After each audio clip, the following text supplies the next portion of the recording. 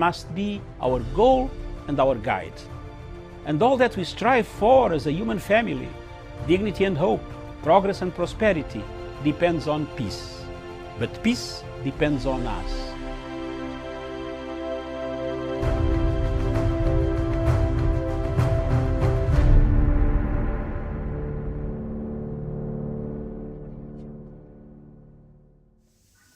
Good morning, viewers. Good morning. This is Friday, 16th October, 2020, the year of our Lord, 2020 years after the death of Jesus Christ. Thank you very much.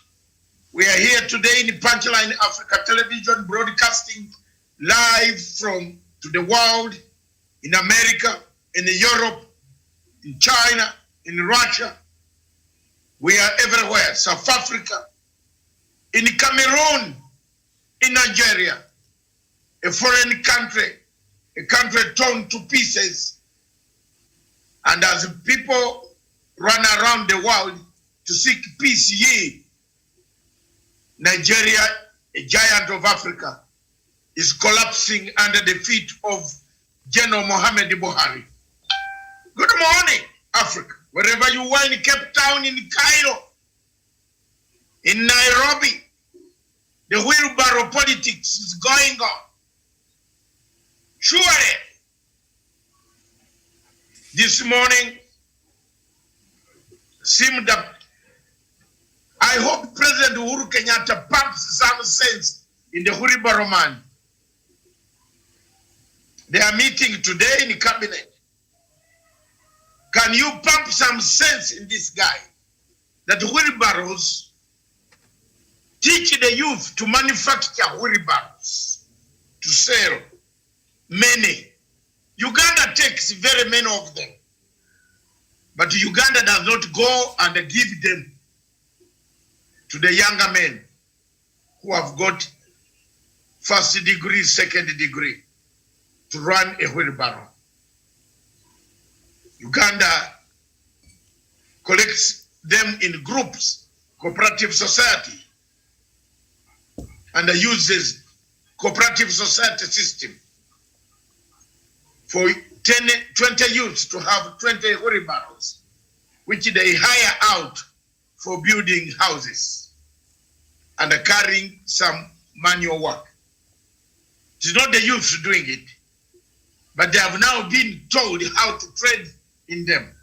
Let's teach the youth to manufacture wheelbarrow. I have no problem there. But if you are teaching him or her to own one, to sell vegetables when there is no road where those vegetables can reach the world market, you are a wrong man in a wrong place at a wrong time. Woo! Today, this morning, we seem to have started on a very high note. This show is unfiltered. Viewers, unfiltered means we don't hide. We go behind the story of the story and tell you what exactly the newspaper failed to tell you. But before doing that, I want Miriam to welcome Professor Gerard Onyari as he sips his tea heavily down the road near Jerusalem.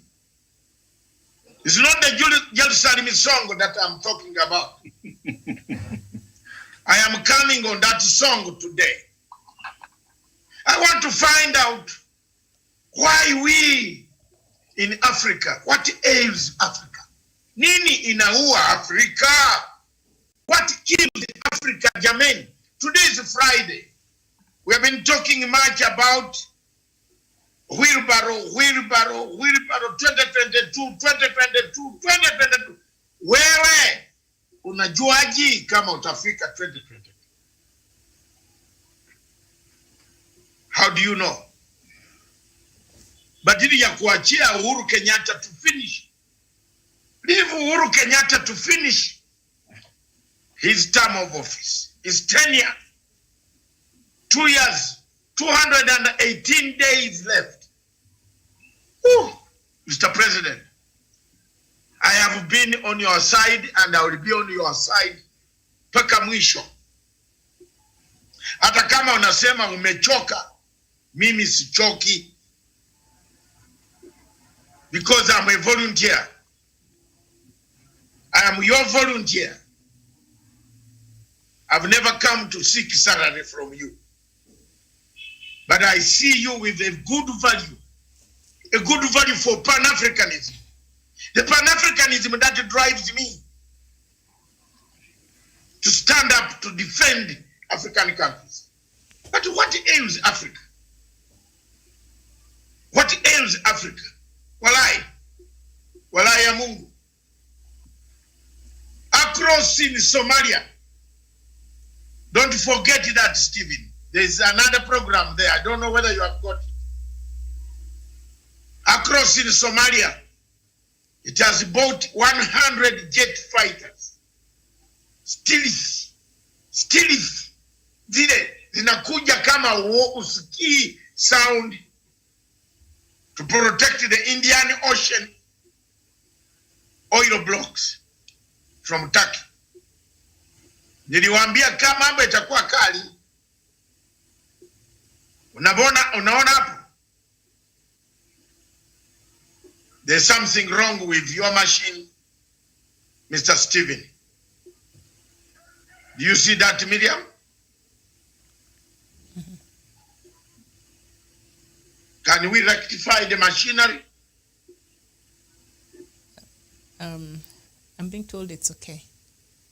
No, it's not. The number has remained the same. Yeah, they're working on it. Yeah, what is the problem? The show is hot, and on my phone the show is different. Across in Somalia, it has bought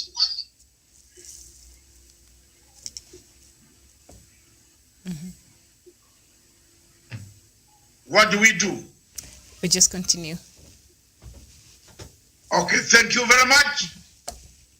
Miriam, read for us the newspaper headlines. All right, so this morning, a very good morning to you, Doctor, of course. Good morning to Professor Jared Unyari, and good morning to our viewers out there, wherever you're watching us from. So on the front pages of the Daily Nation, says revealed Uhuru plan for Power Weekend, and down there continues to say alignment. President Kenyatta is set to meet the cabinet and Deputy President William Ruto at a retreat today as he and handshake partner Raila Odinga prepare the ground for unveiling of the Building Bridges Initiative report.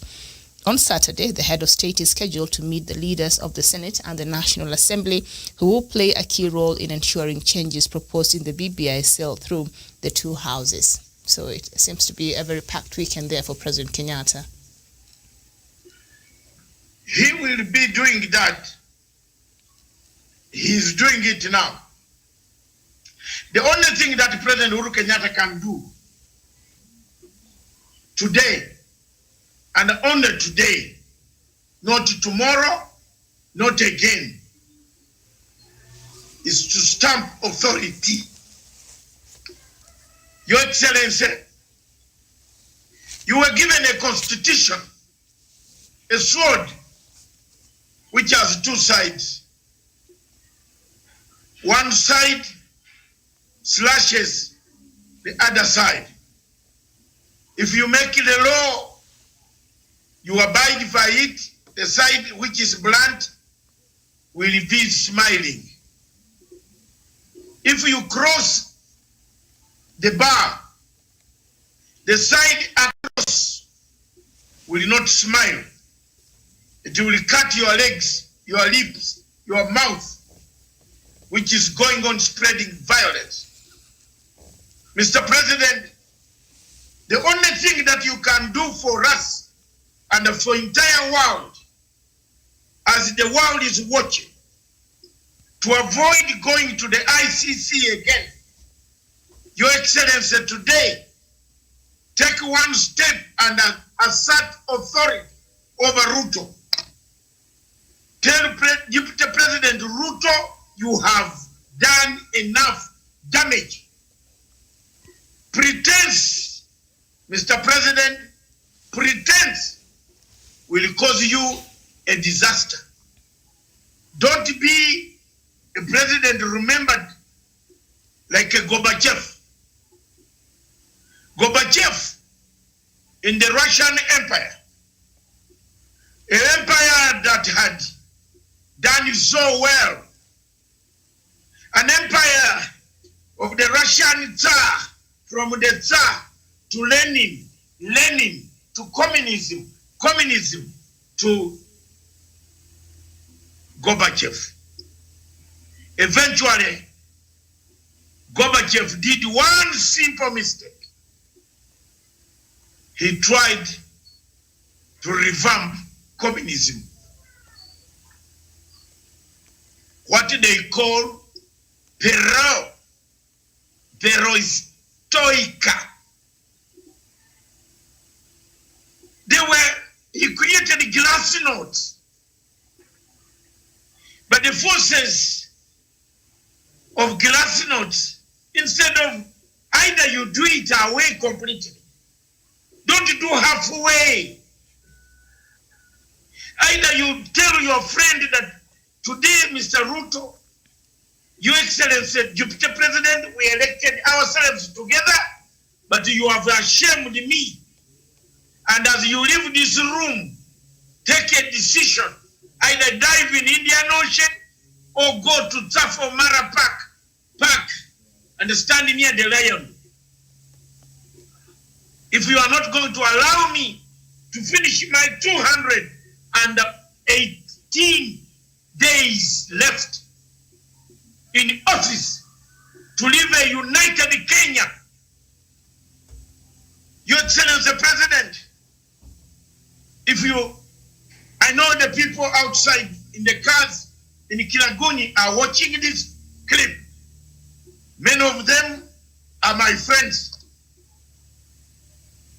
I want to tell you the truth. Jamen, walai, watu wametosheka. Watu wametosheka. Let His Excellency take a step and tell that enough is enough.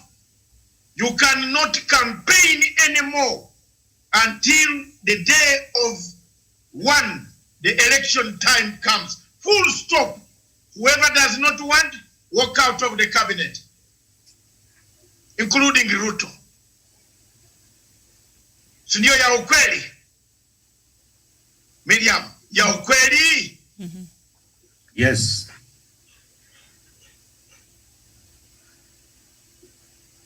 Walk out. Walk out. Why do you destroy your friend's legacy?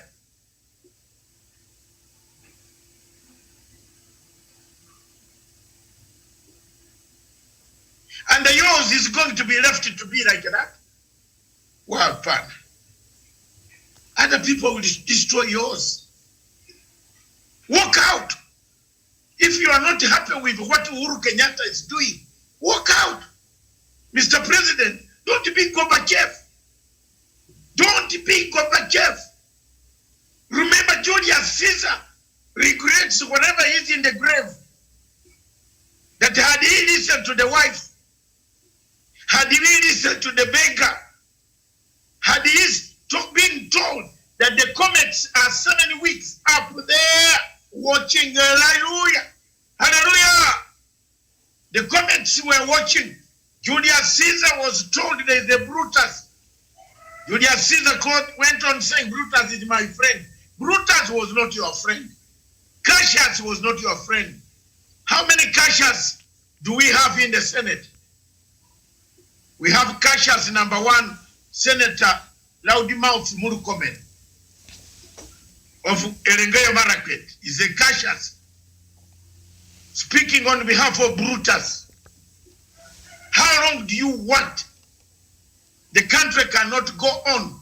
Mr. President, you have only 618 days to hand over power.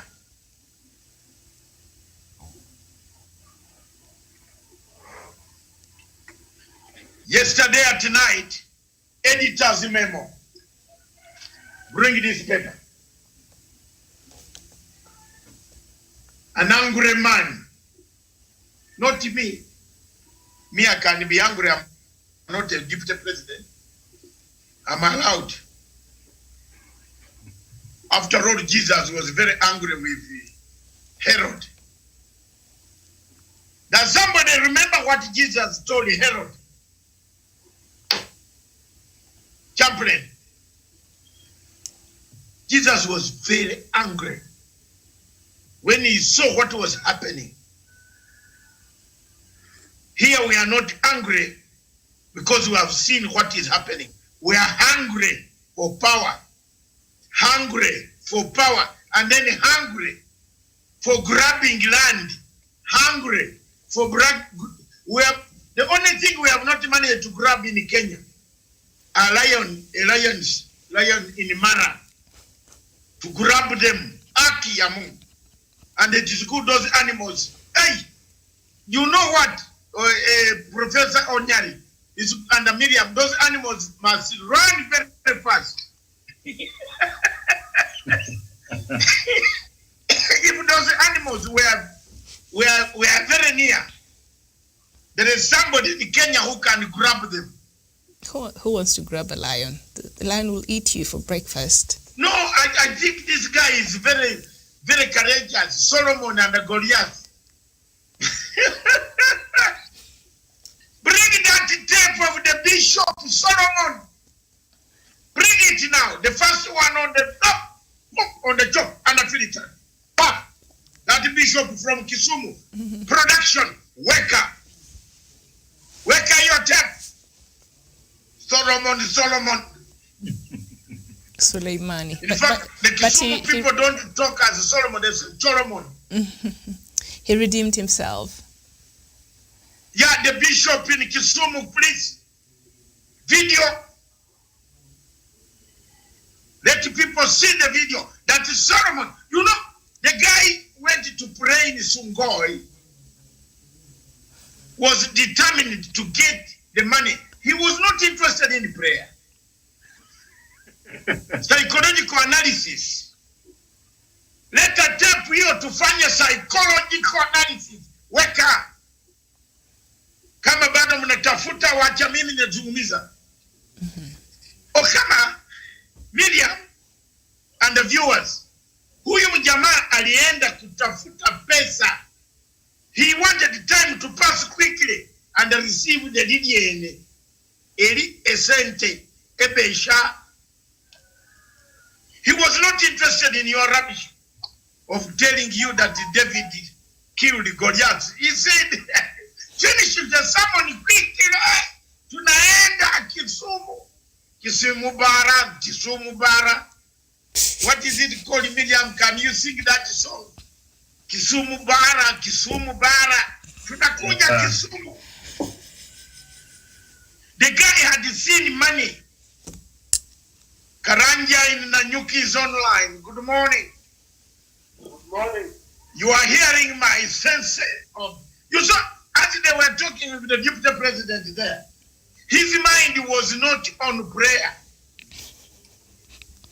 You can see the type of anger which is in his eyes. Anger. Enjala. Enjala yorubuto. Whoo! What a show. Professor, have you seen your man from Nyakonyago land? Alego land.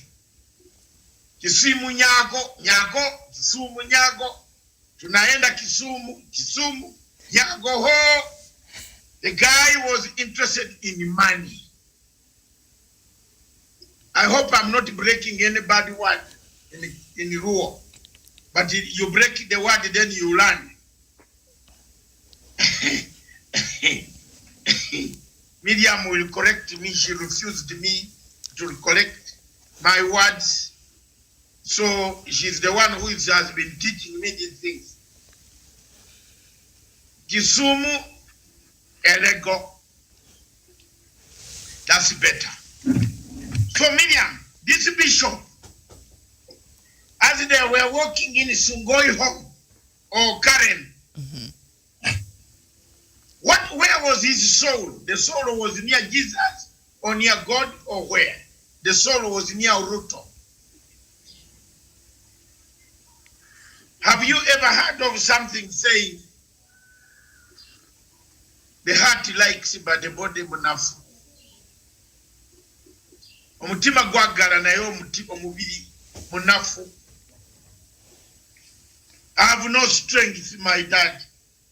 The bishop was saying, I want to see the hiyo ekitu pesa kidogo, pesa dogo dogo, inchi ya dongo dogo itaua.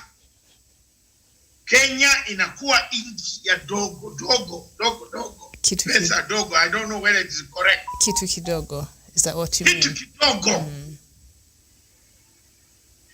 So even the church leaders have become kitu kidogo. Professor Onyari, over to you. It is true that what's going on in our country and what you have said, Kenya ni nchi ya kitu kidogo, that's why you can even see the spiritual leaders who are supposed to give the spiritual directions. They have become part of the evils of the sad. And when we missed people to address the spiritual soul, then Dr. Masanga, we are in terrible chaos. And as you have mentioned, Dr. Masanga, I don't understand, and I'm yet to reconcile, why should the spiritual leaders, the clergymen, the bishops, and the pastors adamantly follow someone who divides, who does not obey? And you know, as you start from the book of Genesis, obedience is very key. It's very key. Respect for authority, respect for your bosses, for your seniors. It is true. And even when you connect with the topic we are discussing today, what heads Africa, is the same question which Paul was asking the Galatians when he has preached to them, and then he finds them doing the same mistake, the same evils, the same sins he has told them not to do. And he was fatigued and he said, Nana Meroga wa Galatia. Who has bewitched you, the Galatians? Dr. Masanga, who has bewitched Africa? Yes, who has bewitched Kenyans? Who has bewitched Kenyans? Who have bewitched clergy like you? Yeah, I'm not bewitched. I'm not bewitched. No, clergy. You. Now, I'm not saying you. The entire clergy chaplain. Yes, that's the elephant in the room. Doctor, you just Is said it the poverty of faith? The Bible says, blessed are the peacemakers, for they shall be called sons of God. of God or children of God. The president and the prime minister, Dr. Masanga, are pursuing to ensure that we have got a united country. We have got a peaceful country. Why should then someone in the name of the deputy president, because if he was a deputy president, he can't do that, try adamantly oppose and says, that one with tutabadilisha mjadala. Dr. Masanga, Africa is in turmoil. Africa is bleeding. And Dr. Masanga and Miriam and the rest of our viewers, we have what work to do. And we must be able to speak the truth as it is and veritas. Because if we don't, history will come to judge us harshly. That we show our youth being misused, being given wheelbarrows, being given mukokoteni, Dr. Masanga. He started an ideology and he started empowering. Tomorrow I will be addressing the world on International Day for Eradication for Poverty. And that one is going to be my case study to use because we cannot end poverty as it is in the SDG number 1. Dr. Masanga, if we follow the misbehavior of the Deputy President of the Republic of Kenya. So, Dr. Masanga, we have got work to do. We have to address issues to do with governance. And we should support the president, as we are saying, that he has got 618 days to ensure that he leaves a legacy. And as you have mentioned with you, I am with you 100%, that we cannot be rolling the board in the pot in a river and in a sea, in an ocean, and then you are doing in different direction. Time has come for the deputy president to be asked to leave the government. It's not now to tell him to resign, but the president has to categorically to tell him now, I don't think we are going to work. I release you to go for 2022 campaign. And I submit. And Doctor, there's a headline there on the Standard newspaper that you showed. I know we were looking at the headline on the Daily Nation, and perhaps we'll go back to it as we proceed with the show, because it still touches a couple of other things that we shall be talking about. But here, an angry man, and down there it says defiant. Deputy President decries broken promises, stalled projects, and unfulfilled ambitions by his own government. Says the handshake between Uhuru and Raila has undermined development agenda. So he's saying, yes, we promised you a lot of things, but my government is not delivering. Essentially, this is what he is saying here. So he's saying the handshake. Because of the handshake between Uhuru and Raila. I'm just helping you to complete. Yes. Yeah, it is said down there. So what does the handshake has to do with the development of the country? Because if anything, it created a more conducive environment. I don't know. That's right. Miriam, I agree with you.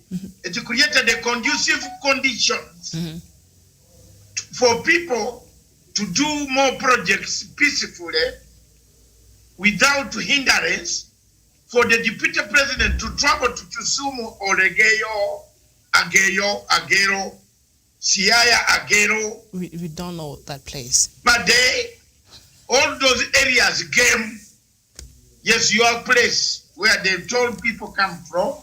Okay, stop. Yes, but I understand. Yes. I understand. Listen, for the deputy president to be free to travel to Anywhere. any area In the country. the handshake created a condition Conducive. for William Ruto to travel to every part of the country without any fingers being pointed out at him, to go and make sure that the roads are supervised. Instead, he traveled up country to buy wheelbarrows, to earmark the people he would use against Raila Odinga. He has said it here. He said it yesterday. It is not a newspaper quoting him wrongly. He said the handshake has stalled all the projects. So he was not happy with the handshake. Because if he had been told that there was going to be a handshake between Raila and Uhuru, he's an angry man who was hungry. An angry man who was hungry for power, he would have refused. He would have refused. It is good Uhuru did what he did without William Ruto, because it would have not gone anywhere. Professor, this part that... So, this is hypocrisy. Miriam, you know, there's one thing that you look at your boss here. Look at him. There's one thing that he has, and there is something you have never discovered about him, which is very strange. You should have discovered. I laugh But when I say I am done with you, that's the end.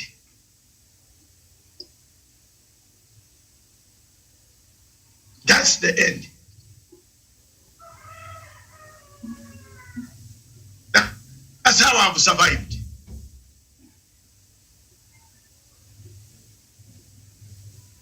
From 1979,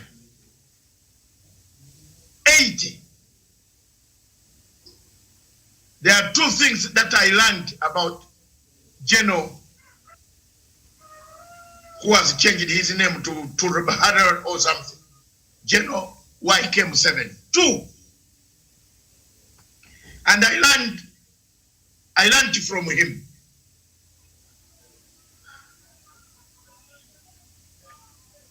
He uses his money very carefully.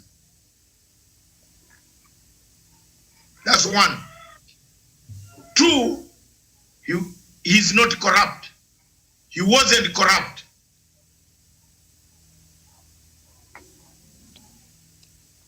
Are you hearing me? I'm not saying now Ugandans can say anything. But Museveni in 1979, the man called Museveni, the one I know, the one I fought guns with when we were coming to liberate Kampala. He went to Kikagati, to Mbarara, Oras Kikosi Maalum, tulikuja Kampala. 208 KJ. Tunaingia Kampala bwana msituni. Huyo mjamaa was not corrupt. In fact, corruption was in Kikosi Maalum than from us. Museveni was disciplined man. And I say the truth. I give the credit where it is due. He was not corrupt. 1979-80, Museveni was not corrupt.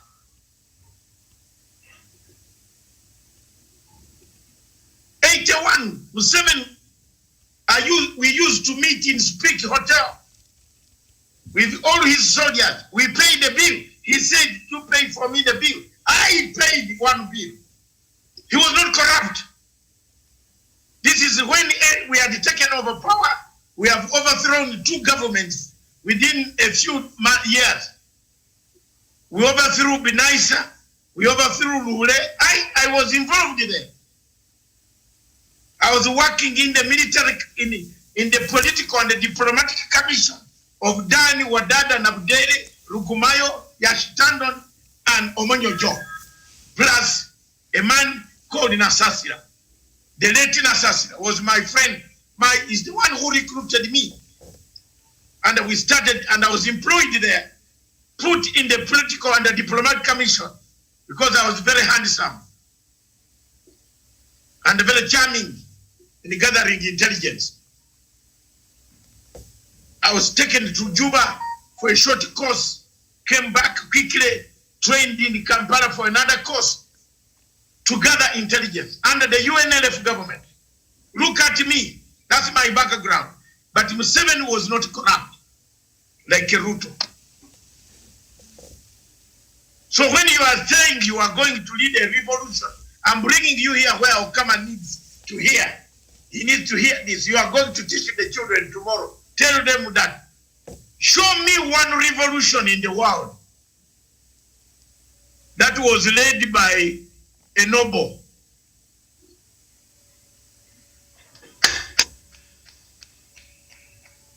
And I will clap. Show me one revolution that Ruto talks about.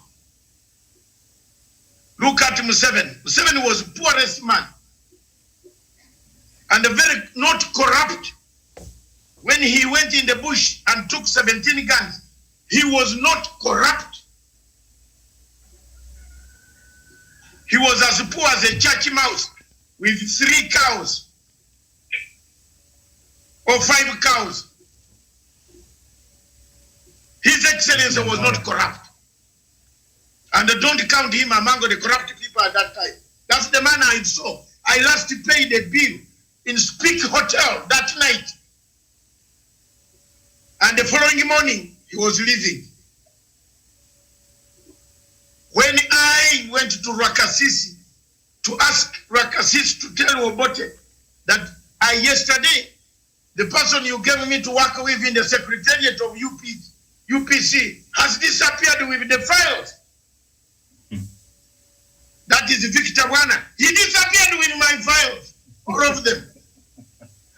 I was arrested for having left the files to be taken away. I've suffered.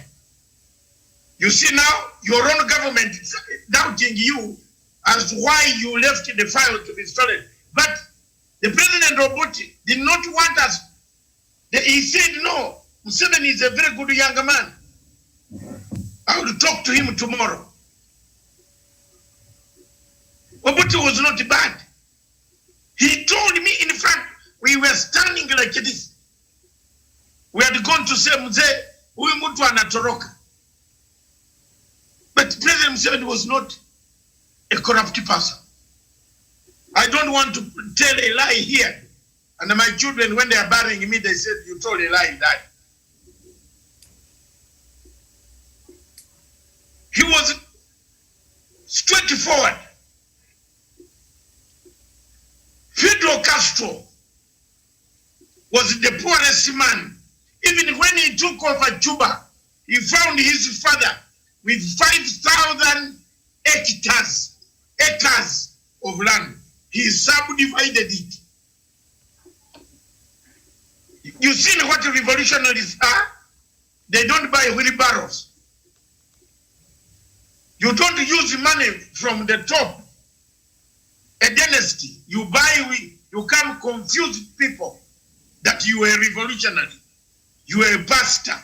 You are religious Saint Paul, sent to speak in a wheelbarrow language. No. And that's why I'm telling the truth today.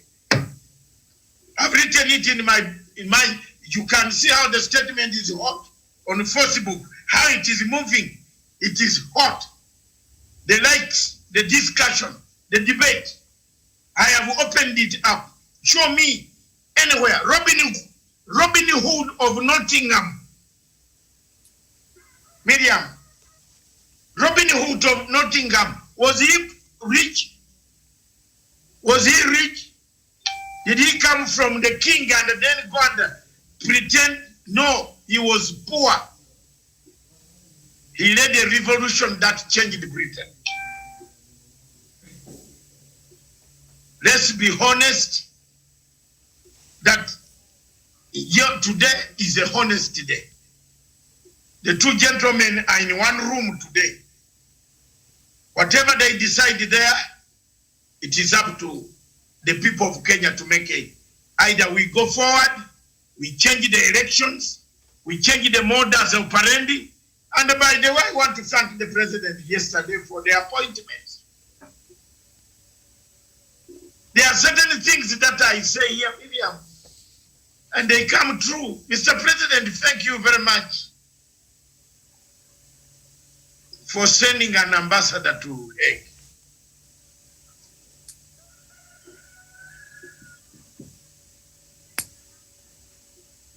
Thank you. Thank you, sir. Thank you. Thank you again. Thank you for sending the younger lady to The Hague. At least someone will understand what lobby is. Mr. President, again, thank you for appointing Dr. Martin Kimani, for permanent representative in New York. Thank you again. Thank you. And thank you. So we can interpret chapter 7 of the United Nations Security Council. The United Nations Security Council resolution under chapter 7. Article 39 and 40. Kimani, you are my boy, younger man. Go and do the work. Now that is good lobby. All along I've been waiting for somebody. When Matanga writes a document from Nairobi to petition a ground in The Hague, there is someone to help you. Mr. President, you've done a good job there. Now we can move forward ever, backward never, on international scene. In the 618 days left, you have done a great job in The Hague. You have done a great job in, I don't know whether there were some changes in London, but in London, they seem to have taken a deputy ambassador, isn't it? Mm-hmm. And I think it's like the conversation we were having yesterday here about fatigue evaluation and the need for President Kenyatta to surround himself. I was waiting for you to say it, because for me, if I say it, they will say there are some people, haters outside there who say Matanga brags. I don't brag. Yesterday, I said, Mr. President,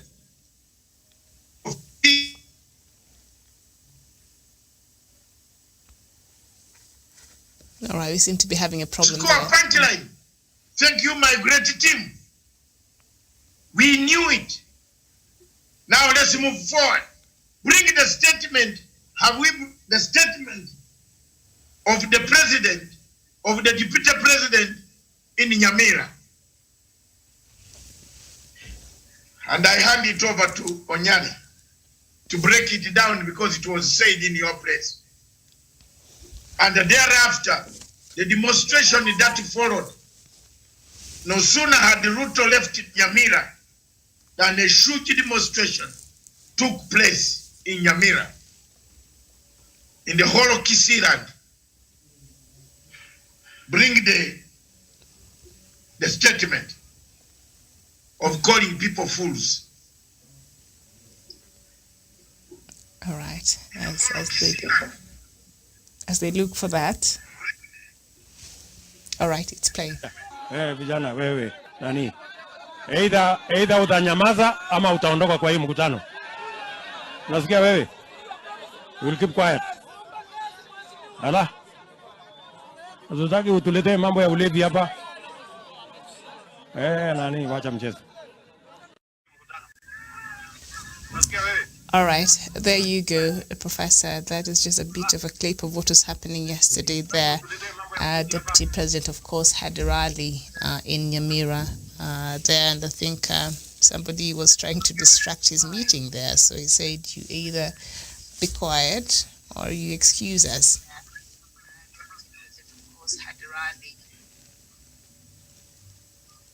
Professor? No. Mm-hmm.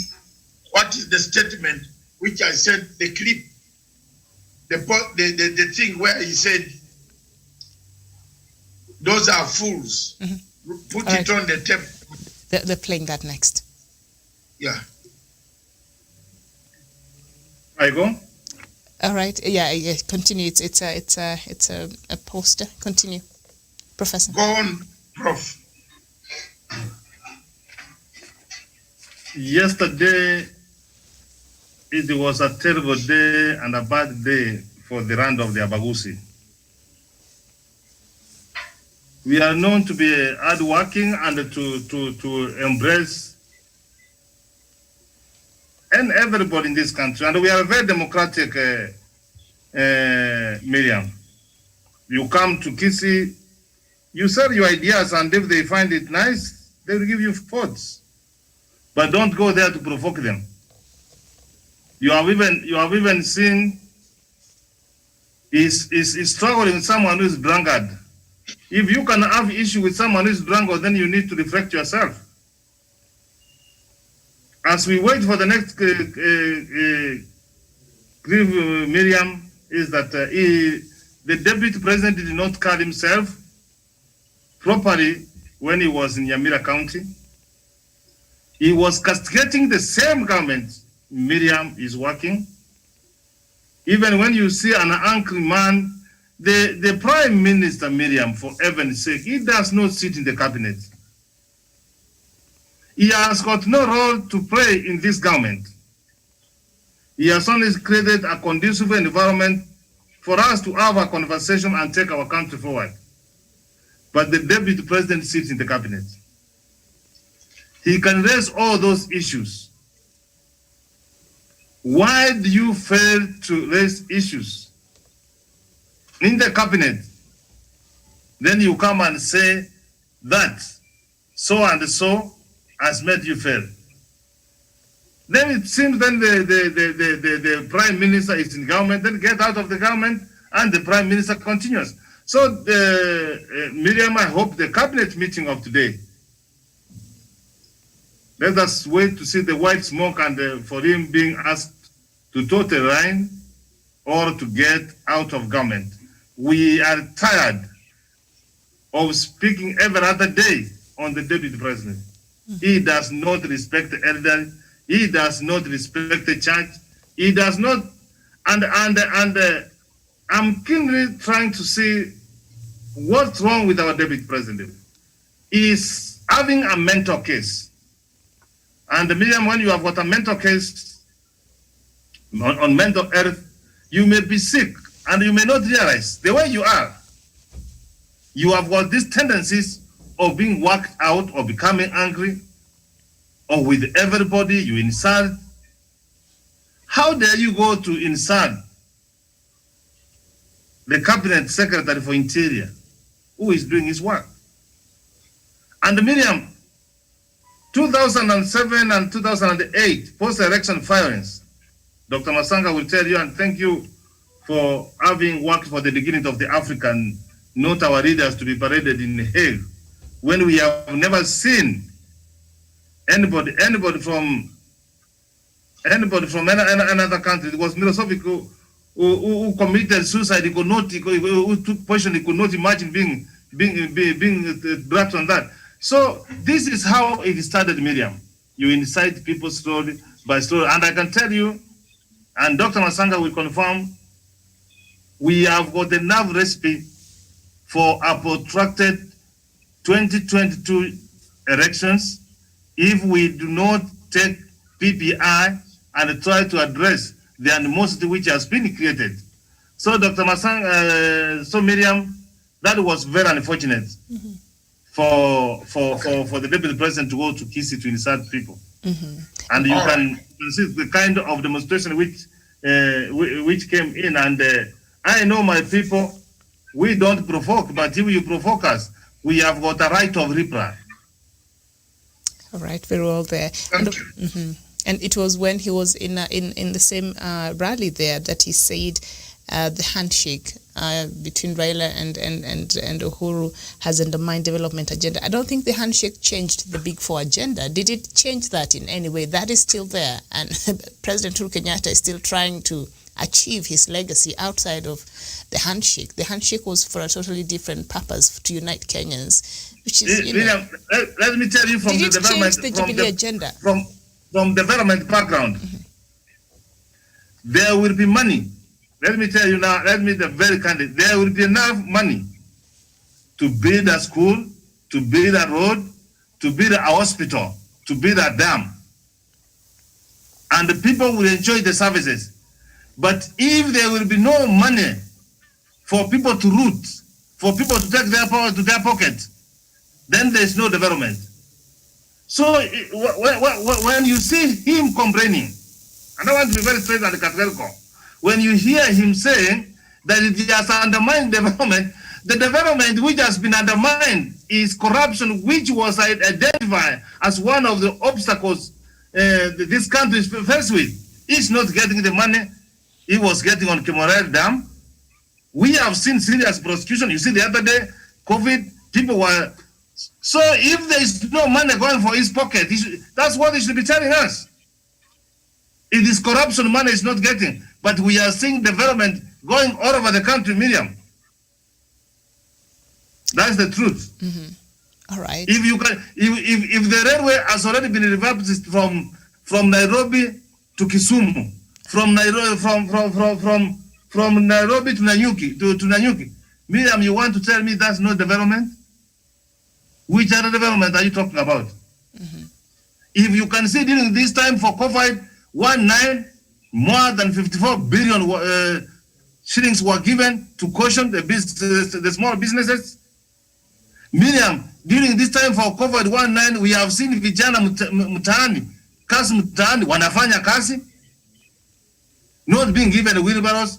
Miriam, in this time for COVID-19, we have seen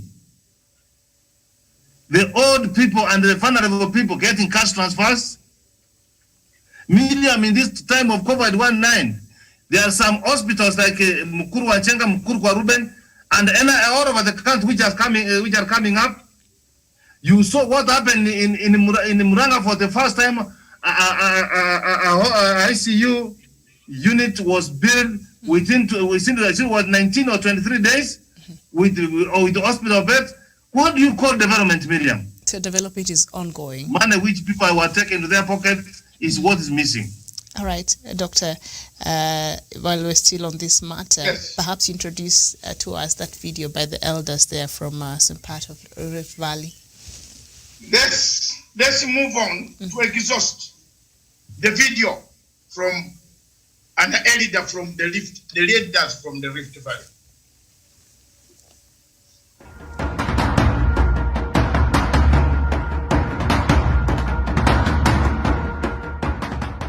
Mimi nimekaa hii dunia kwa miaka mingi, juu ya iko miaka kama 80 hivi, na nilipoangalia uongozi wa Kenya, mzee Kenyatta alipoingia alifanya bidii kuangalia kama sisi tunaendelea vizuri. Tulijua ya kwamba kiongozi anaongoza sisi. Alikuwa Kenyatta. Sauti ilikuwa moja. Sauti ilikuwa sauti moja. Wale wengine watu kama Moi walikuwa loyal wa Kenyatta mpaka aliposhika ushugani, badala ya Ruto kusaidia rais aongoze nchi ya Kenya vile tunaona sasa. Nyayo. Alikataa. Alitaka aongoze hata kabla miaka ya Kenyatta ishe. Yani kabla yule hajapaka. Tunasikia kila wakati anapanga kurithi. Anasema ati 2022 nitakuwa nini 2022. Hii ni kuonyesha ya kwamba hakuwa na heshima, kwa sababu anazungumza kama Kenyatta bado anaendelea kutafuta legacy yake. Sasa hata sisi wazee tulikuwa tunafikiria iko makosa kwa huyu mtu wetu William Samuel Ruto, kwa sababu ye alifuta wazee, hataki mzee, kwa sababu anafikiri wazee wako na maneno ya amani. Sasa akatafuta hao watu wa barabarani, vijana. Alafu tulikuwa tunashangaa hii Kenya iko namna gani, na sasa sisi wazee tumejiondoa. Kwa hivyo sasa mko katika mainstream. Alright, so that is a leader from the Kipsigis. Okay. Yes. Someone should switch off. Must be Professor. Professor, lower the volume. There you are. I am not the only elder in the bracket doubting and wondering why President Uhuru Kenyatta has been belittled, has been called names by people who support President William Ruto.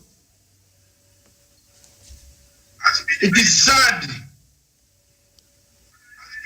for you to see your boss being belittled in front of you. I don't think even Miriam will stand it. However bad I am, she won't wait. She will say, please, why don't you wait? Let me go away. Then you can talk about my boss or my general manager or manager. Wait, she will say, please, why don't you Professor, wait? Please, you are playing your boss. The thing is coming back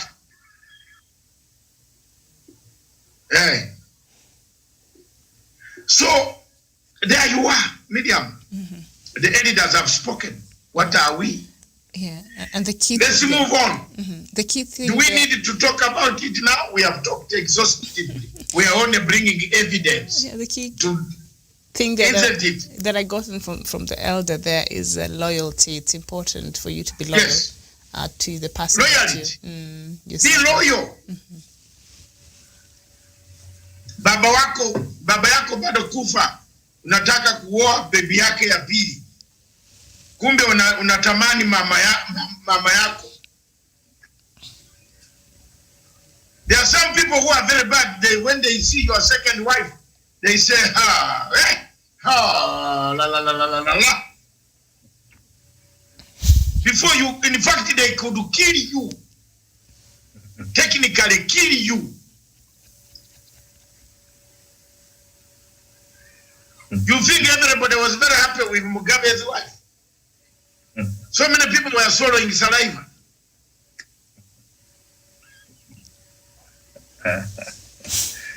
Daktari. Wallahi ya Mungu nawaambia ya haki. You can't admire your father's second wife. Because our fathers used to marry, like my father had, my father used to marry babies, very nice, young, my moms, as late before he was abruptly killed. If you look at some of my younger brothers, he left them when they were 1 year old. My mothers did not give up. My mom did not give up. I told my mom, come and I go, I'm going to London, come live. She said, no. She said, you stay in your London, but I must make sure that these children, these ones, grow so that the people don't beat them here. My mom, as I speak to you, she's still alive. And that is why God has kept her. My mom, grow. One day I will find you. One day I will find you. But she refused. You think I will not be having my mom everywhere I want? She said she's mother's union. She is mother's union. She married my father in 1954. 54 September 12. Walienda kanisani in St. Andrew's Church in Mbale. They got a marriage. The photos are with me. Then in October, the following year, 1955, they delivered this heavy guy. Next week, they delivered me daytime, 3:30, in a dispensary that some there knows. I was brought down. 80 pounds, heavy banana. When I told her that, Mom, now, since the man has taken over the whole thing, a property, kila kitu, wacha sisi tuende nyumbani. Mama alisema, I cannot leave my young children. Haki ya Mungu, God is watching, the hand is here. My mom refused. You think I cannot buy a ticket for my mom? I could have bought a ticket to take her. She said, you're London. Okay, when I come to London, how about these children? How about them? The only alternative she gave me is carry all of them. I tried. One went to South Africa, came back, did so many things. I tried until today, They are grown up. You cannot slap them. And that's what my mom wanted. It's a story coming because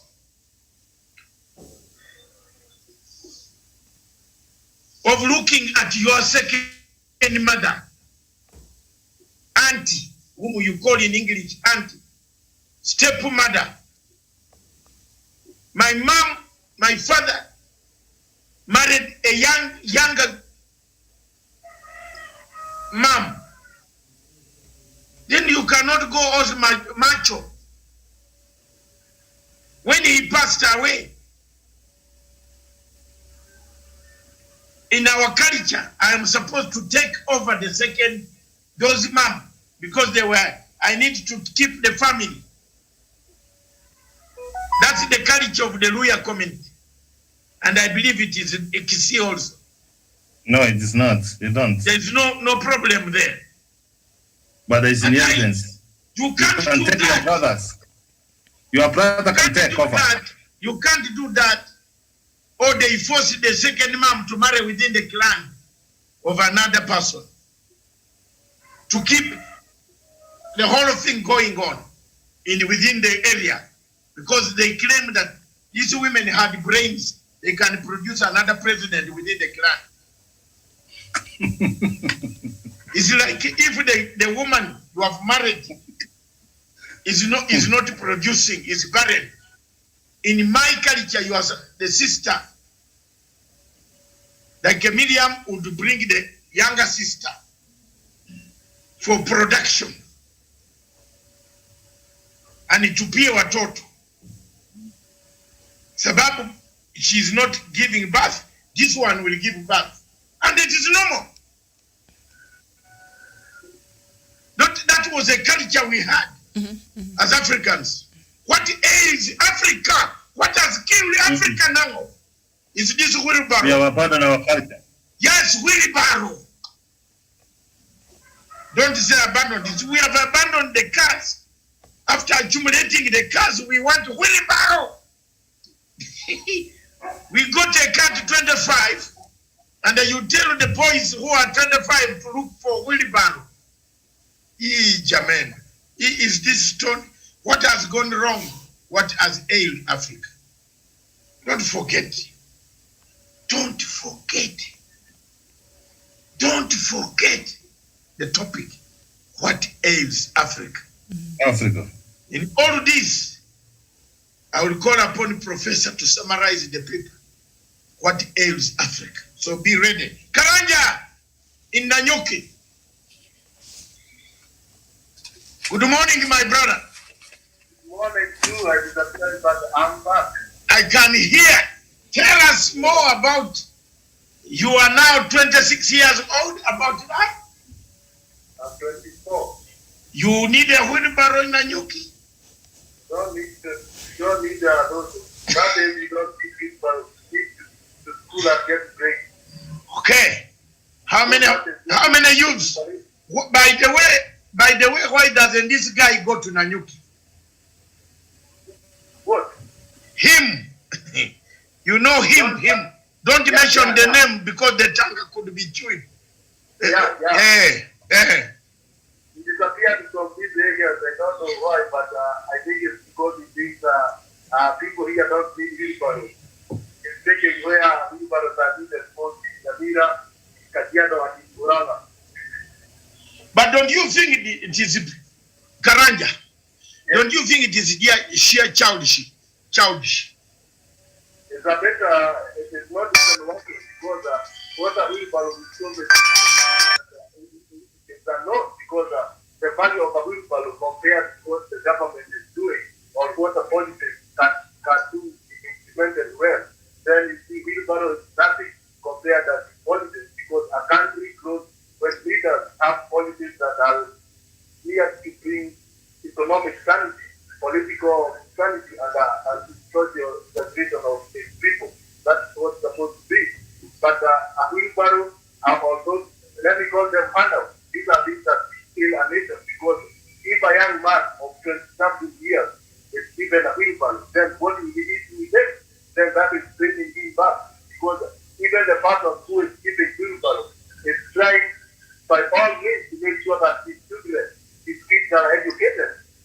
a lawyer, and he is trying to make sure that even the younger kids are taken to good school because he hates poverty, and we cannot take pride on poverty because when you give those wheelbarrows, you are taking them back. Even the person who is giving wheelbarrows is a billionaire. That will tell you that nobody wants to be left behind when it comes to matter getting rich. Therefore, he is trying to drain us back to old days, and I think these are some of, I think he's a good political student from the late President Moy, because Moy was known to do all these kinds of things, and I think that he's been talking to everybody who support him. And I think William Ruto is forgetting that we are not in the 80s or in the 90s. We are in the 21st century, where people have gone to school, they have seen primary education. Those who started in 2002 when Kibaki took power, they are 18 years now. These are grown up. These are people who vote. Therefore, he is behind guys. That is what I can conclude. He is behind guys, and I think he should run up. And in 2013, he told us that the Jubilee government is a digital government. And I would ask you today, what went wrong? Why are you taking back to old stone age? And I am convinced that we are going digital way. Yeah. Thank you very much, Karanja, from Nanyoke. Yeah. Thank you very much. God bless you. Oh, this change. Too much Kenya. Later, Uganda. This week, countries in Africa have shown us their true colors. And I would like this tape to be shown constantly so that all of us get the grist. Because some of us, it has a 1 minute delay. By the time you say, then you say 1 minute is finished. Production and the engineering department, please work on that. We want to stand and watch the thing as it goes. Not 1 minute is finished, because there is always one delay for us. Outside, wherever, even in Miriam, there is a delay. So please work on that and find a solution. Bring this tape, this video from Uganda. This is a video from Sam's home in Uganda and my home, where nomination of candidates turned sour and the police landed on people they did not like. Singled out one man whom I know very well in the village and beating him up completely. Bring that video.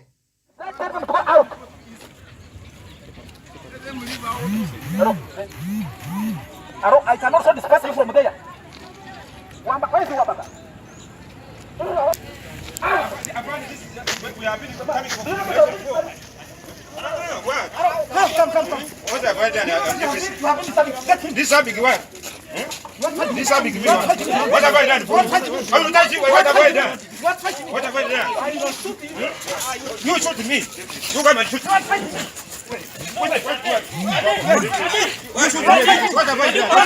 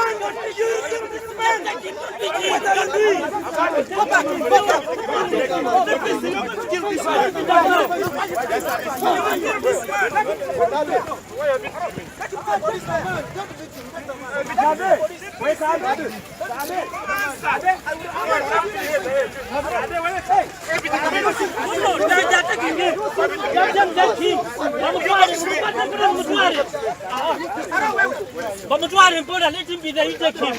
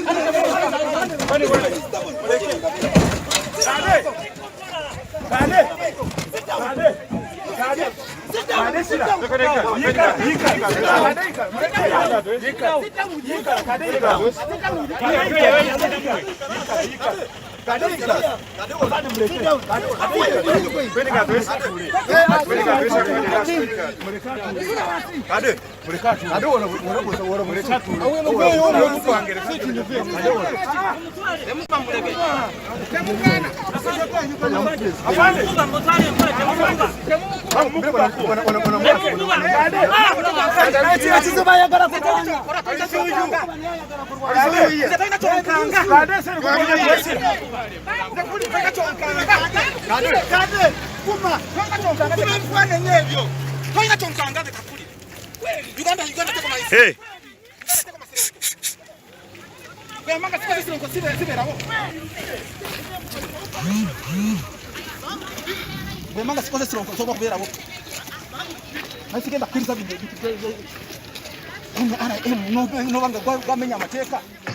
I can speak after that. That is brutality at its peak there. I have no comment. So I did not understand a lot of things that are being said because they were speaking. The point was, yesterday was nomination day. Okay. For the party. This gentleman came to present his papers. Okay. But because he is a candidate supporting somebody else, he's a candidate in a different party, which is not NRM. But the people around there like him.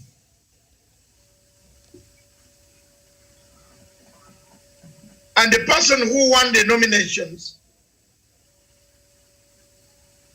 of NRM called the police. But this man says he has come to present his papers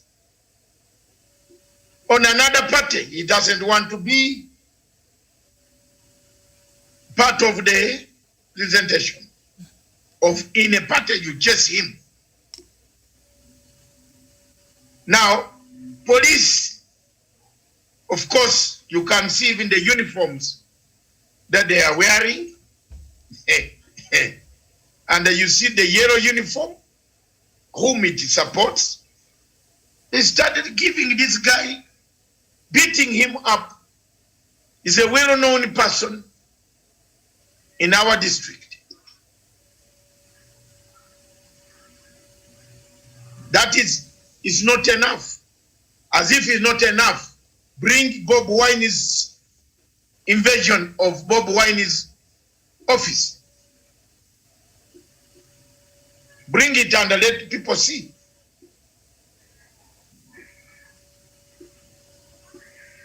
Because most of the Kenyans think that I concentrate much on my country. It's because on their country. No, because I avoided this type of thing in life.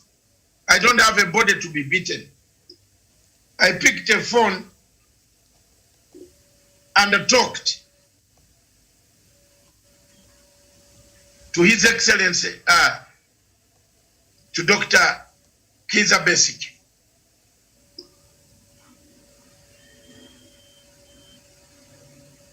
And I told Dr. Kizza Besigye, don't take part in this election. We have done enough. We are elders. You came from the bush. I came from the streets of London. I was a tough soldier on BBC, CNN, ITN, Sky News. I finished Museveni on those grounds intellectually. You could not beat me up. You could not beat me in an argument. There is one thing that I want to ask you people, maybe watching this video. Isn't this election really scientific? Look at that. That's a lineup of guard of honor to collect the uniforms of this man's. I told Bob Wine long time ago that this color red belongs to Matanga. Now you can, Miriam, you can remember my words. Look at the type of people who have gone to arrest a small boy whom you can push under, he falls. He can dance, he can sing, but he doesn't have energy to fight. Why do you take a huge man trained in combat with guns, arresting him? The Electoral Commission has accredited him as a candidate. Should be given protection by the same police. Why is he being harassed? Time will come when people will speak. And I told Dr. Besigye on the phone, please, don't get involved. I wanted to persuade this younger man also. The best thing to do is to boycott this election and keep quiet. Sit home. Don't vote. Let the people vote themselves. Isn't it, media? That's what they go. Stephen, I sent you a clip of Ivory Coast. Bring Ivory Coast. Jeff, give Stephen the Ivory Coast clip. All presidential candidates in Ivory Coast election of 30th October have boycotted, withdrawn. It is now a ticking bomb for Mr. Ouattara. It's finito. People want power, but they don't have strategy. The man talking to you has a strategy for Uganda. I have a strategy.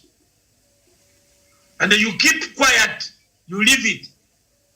Look, that strategy is working where? Where is it working? Do you know where it is working? Miriam? It's working in Ivory Coast. All candidates withdrew. So you do your election, win your vote. Don't go there, don't put your name there. The international community is coming on you who held the election, isn't it? They will come down on you. I swear in the name of God, Ouattara will not be in power. If they fail, if the French fail to instigate a coup,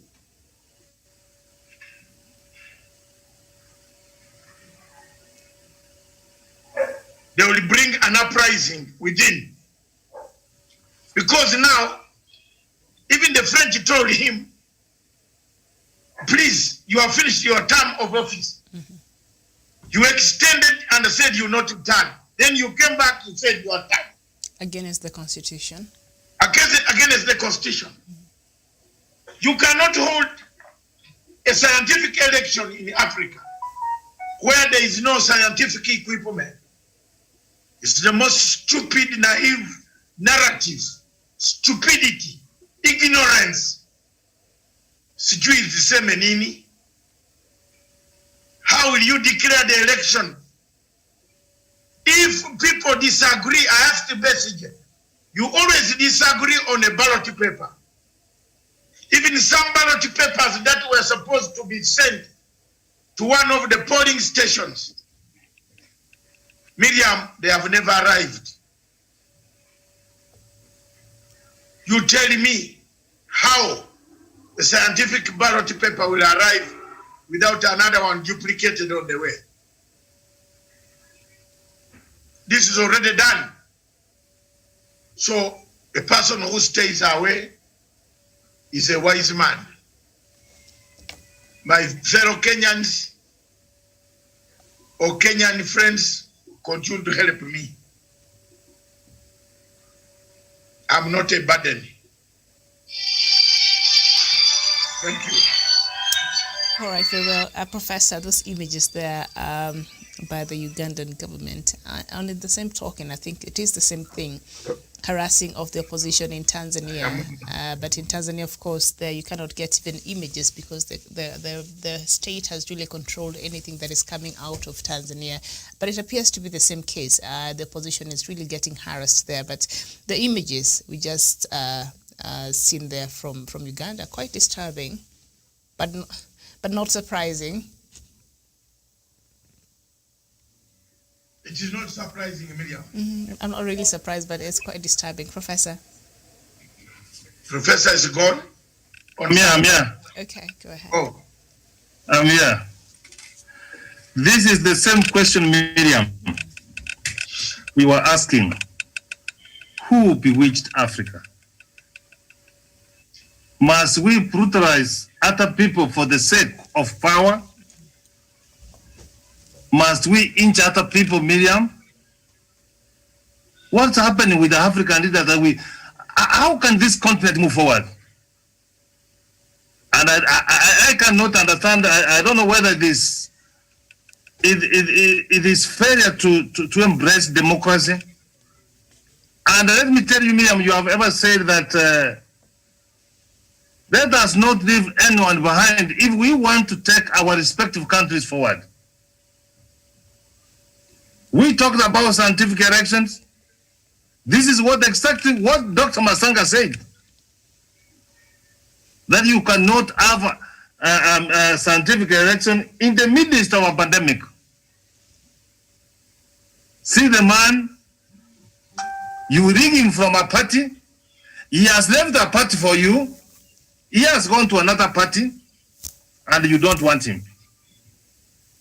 Miriam, tactics and the kind of behaviors like that, like this, is what will destroy Africa. And let me know, I don't want to be a prophet of doom.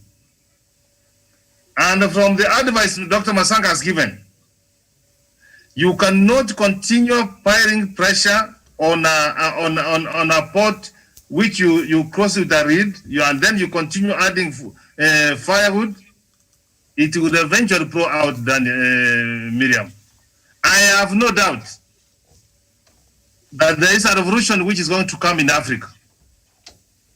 Not far too from where we are. There is a revolution which is going to come in Africa. And things like this, Miriam, we become a laughing stock of the continent. Let us compete. Let us pull the chair up. And Miriam, hear this. If you kill by the sword, you will be killed by the sword. Take the case for Côte d'Ivoire, Ivory Coast. How did Ouattara come in power? He caused problems. He accused Gabo of mismanaging the country, and he's repeating the same mistake. Look, Comrade Kaguta Museveni. He's a revolutionary guy. He's a revolutionary leader. They went the bush to fight for their country, and in fact, he has tried to build Uganda. But eventually, what is he doing? When power and excessive power enter the head, you become drunk of that power. It is unfortunate it's happening in the continent of Africa. But our work, Miriam, is to keep on telling that can we learn to do things in the right way? I don't know. The same question which we are answering, I hope Mina is going to give us an answer today. Who has bewitched Africa? Mina himself. So that we may go to him using the African way they used to do their things, so that he can undo their spells against the continent of Africa. We cannot have people being mishandled in Tanzania and Uganda, Côte d'Ivoire, and the entire continent. Who has bewitched Africa? That's the question we need to address. And also throw in there Guinea. Guinea is also going to an election, I think, in 2 days. Conde of Guinea Change the constitution. Ouattara Constitutional coup. of Cote d'Ivoire, all of them are French colonies. And this ambassador, Gani Mahina, is also a French colonized, liberated African. Am I right, Your Excellency? Yeah, you always bring another puzzle on this one and I will see. Welcome to the panel, Ambassador Mahina from Paris. Good morning. Good morning, everyone. Good morning, Miriam. Good morning, Professor. Good morning, Dr. Machanga. Thank you for having me. The topic today we are talking about Ivory Coast and Guinea, right? What ails Africa? We are talking about We're looking at case studies. Africa. What makes Africa? What is wrong with you and me? What's wrong with Africa? Very good question. Yes. Do you guys believe in democracy? All of you in the panel? Not yes, me. right? Not okay. Miriam believe in democracy, Professor? Professor, do you believe in democracy? Do we have a better option? I'm asking if you believe or not. Of all the systems of governance, yeah, I know democracy seems to be the worst and again the best. Okay, the best. Thank you. Ram. So you said that democracy is the best, right? On your own assumption, I agree. Systems. I agree. Maybe the other system. Do you have the user manual of this democracy? Do you have? Because when you buy the phone, they give you the user manual. Your car have a user manual. You know, all this Zoom, they teach us how to use it. You have to press here, press here, press here. Do you have the user manual of democracy? This guy is taking us to a very difficult area. The user Do you have manual it? for democracy. No. There's answer. No, there is no user manual. Okay, so how are we practicing something we don't even know how to use it? It's a simple question, Dr. Masa. How are we practicing something we don't even know how to manipulate it? I don't know which university in Paris you went to. You are there. Now, you are bringing this us is a number lot one. of headache this morning. All right. You are That saying is the problem. So we're trying to figure out something we don't even understand. we don't we even don't even understand. understand. Okay. Exactly. Okay, go The ahead. computer you are using, I think you have a user manual. They teach you how to use it. Yes. Right? I do. Your phone, exactly. The car, how to drive. You went to drive in school. They teach you press that, press that, press that. Yeah. Huh? In order to fly an aircraft, they have to teach you. But this democracy come without any document, any user, and we invest it. Right? So we are supposed to figure it out in every country is supposed to figure out how democracy is working for them, but there's no standard Talk user about manual. that. God bless you. We don't said even have a standard. Now, let's go to number 2. Huh? Is a human being have a user manual? Us, do we have? Do you know how we are operating? Societal. How do you know that this? Huh? Societal we don't have norms, one, right? Societal norms gives us the standard, I think. We don't have even a standard for ourselves because we don't know when to control our emotion. We don't know the empathy. We don't know where we are angry. We cannot know how to suppress the anger. Whatever, we are just a reaction. We are just a wake up. We do blunders and we try to fix it. Can you imagine two things who don't know even how to operate to come together? What do you expect at the end of the day? Maina, you are We are right. not- The headline is here. You see this headline? An angry man. Thank An you. angry man. Your Right. friend. Your friend. That is democracy meets emotions, and now it's a disaster. Minor, Go as ahead. you proceed, No, he hasn't No. finished. Let him finish. Okay. That's Go fine. ahead, Professor. Is a debate. No. Professor, go We ahead. want- I'm listening. So far, I have told you frankly, I don't know. I don't want to know. So now, There is no democracy. human beings don't have user manual. No. Because we cannot measure our anger, we cannot measure our emotion, we just try to hit the road and we expect things are getting better and better, right? The intelligent people who try to understand themselves, they are the one who's manipulators. They are the one who controlling the world because they understand how human being works. So they have at least 10% of the user manual. Now, we wake up every day, we carry a democracy that we don't know where it's coming from, or from Greece or from wherever. We put it on our system that is even accommodate us, but we start complaining. Is this democracy bring all those Ouattara, everybody changing the constitution? Is they say democracy? Is this democracy tell everyone go to insult someone else's mother? Is this democracy say go? That is the democracy we are talking about? Now, if we don't have a set standard for that, how are we going to move forward? Right? I have a this question, is the question. for you. Now, those French countries. I am finished today. I'm listening, sir. No, go ahead. No. Go ahead, Ambassador. So those French countries. The floor is yours. Maybe if there is a question, I can. No, the question is, let me put it Now, Prof. Dr. Maina. In your realistic approach and your research, do you think Africa is ready for elections?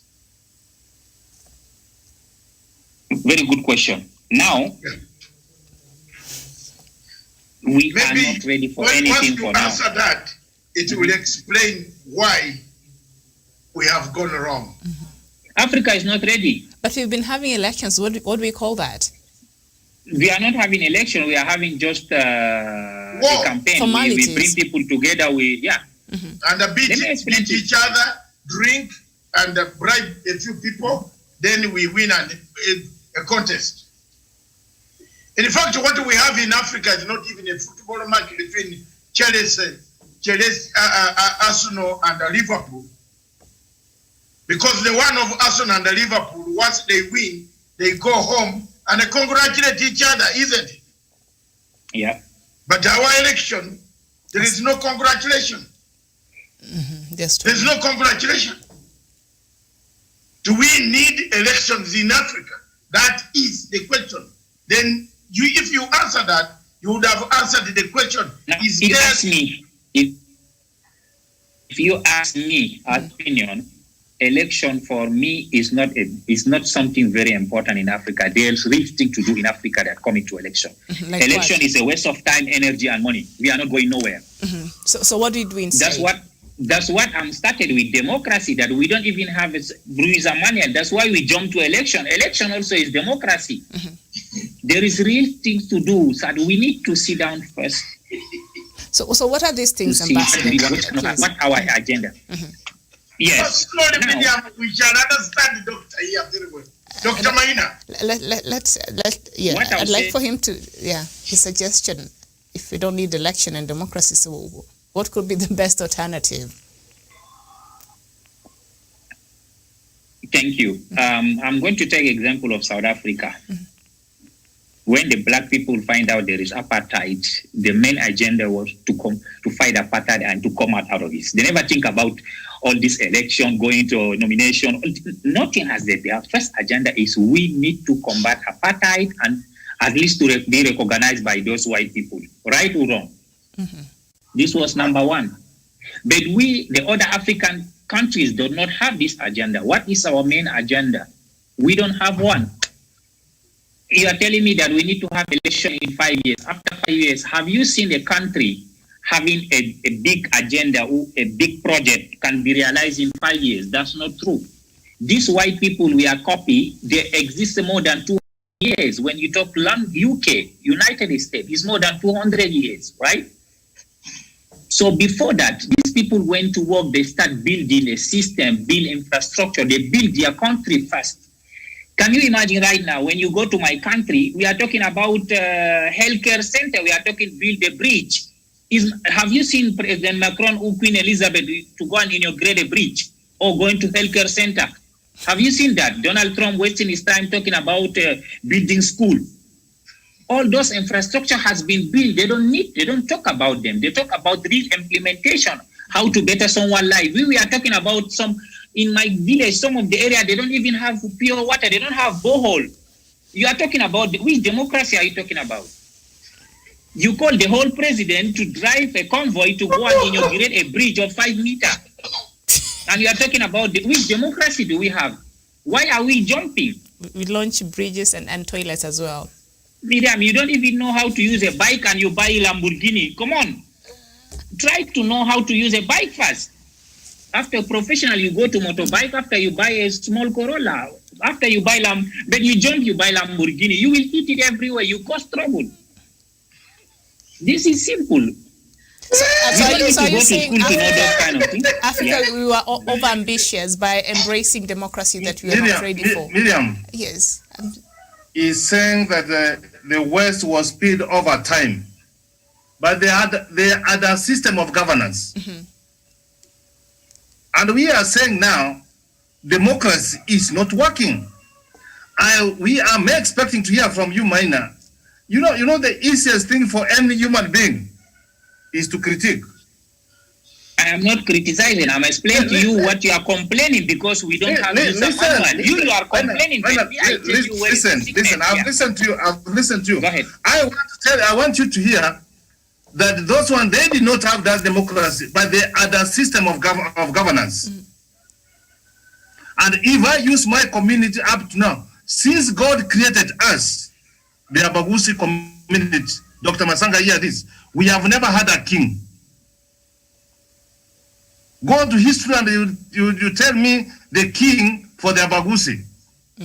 But the Abagusi people, what they have been, you have an issue, you call elders so that you consult over an issue. And they have guided our community until this point in time. I did make a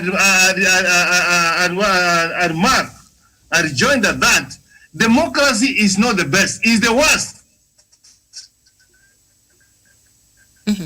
Winston Churchill said. But we don't have another, but we have other institutions or other countries which have used this democracy. They can go for elections, they compete like football, like we have talked about Arsenal and Manchester and Liverpool. At the end of the day, you congratulate the winning team and you say we can meet another time. I can tell you, as we want to discuss to do away with democracy, I can use Kenya as a case study. In 2002, Kenyans went to an elections. We were able to defeat the party which had ruled the country for so many years, and everyone was happy. So this democracy, if it is not manipulated, if people can go freely and choose their leaders, we can go forward. Because we don't, Maina and Dr. Masanga and Miriam, we don't have another system. We are saying now, we don't go for that direction. What do we go for? That's what I want to hear from the panelists. That let us abandon this democracy, let us go this way. Because we must have a system of governance, the African democracy. First of all, Kenyans will not even hear anything. Like Britain, yes. They have the Queen, and nobody has ever complained about the Queen, and she has guided Britain. We go for monarchy, and how are those monarchies coming in place? And nobody was, not every Tom and Dick will become a king or a queen. So, Maina, I want you to give me an alternative to democracy. Okay. Even South Africa, you have talked about, and you have talked about when they were fighting apartheid regime in South Africa. They were having it through the ban of African National Congress, which had leadership. They had a way on how they put that leadership in the power. So that's what I want to ask to discuss. We have asked this question before.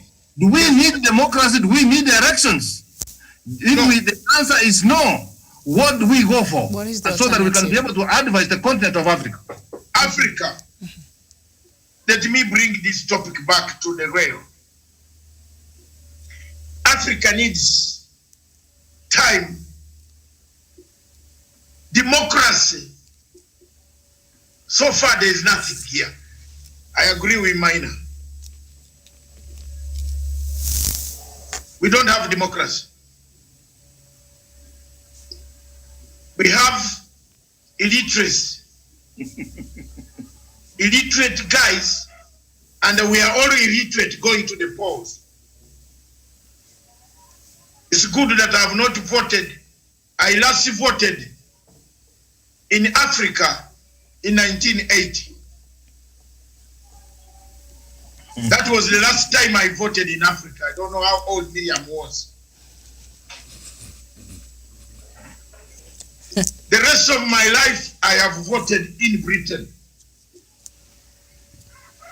From 1987, I've voted. You know why I've voted in Britain? Why? Why I found it very interesting to go for a vote in Britain. After voting, there is my check. Even if I wasted time making noise on a bus, you go back home, there will be a check on Friday. Social service. You know that in Maina very well in Europe. Why voters go to a voting in Britain? Why they vote even in 2 weeks? In America now, they have already started voting for November. In fact, the Electoral Commission in America knows. The Electoral Commission in America knows who is going to be the president of America. According to the votes, the way they are coming now, those who are receiving those votes, they already know. Am I wrong, Maina? You are right. A pattern. They have built a pattern. There is a system. Now, democracy can never be there when there is no system. That's what Maina is saying. You can argue, but the democracy evolves. It evolves. It's like it moves over years.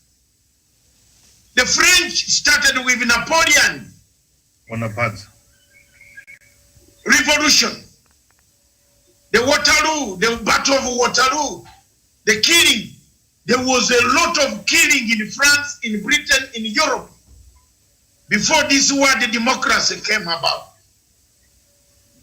Britain is 1,600 years old, democratic, with prime minister, with elections. There is no law in Britain that tells you that when you go to a bus stage, you should line up.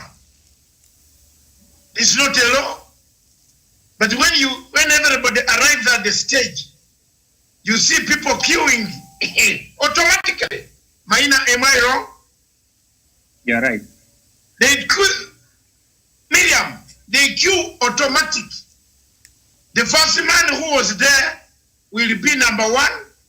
The last man who comes will be number last.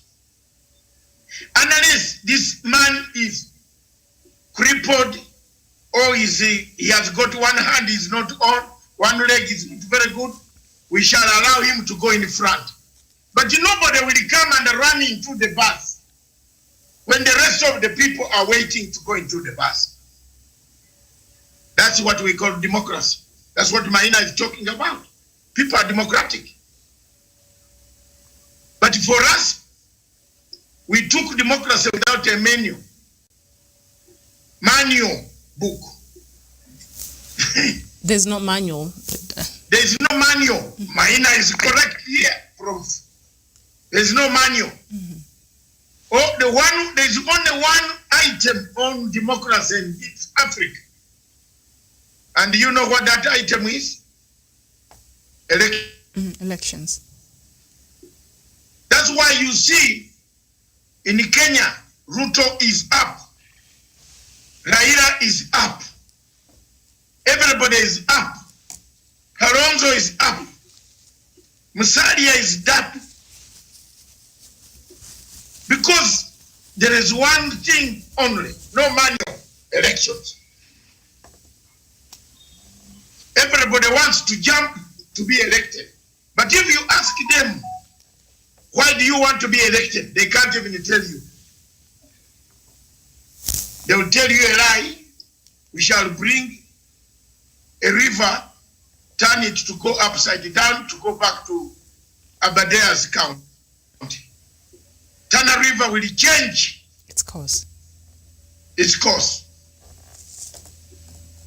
Yesterday you saw in Nyamira, where you were born, Professor, some 53 years ago. Someone said he's going to bring a dam now.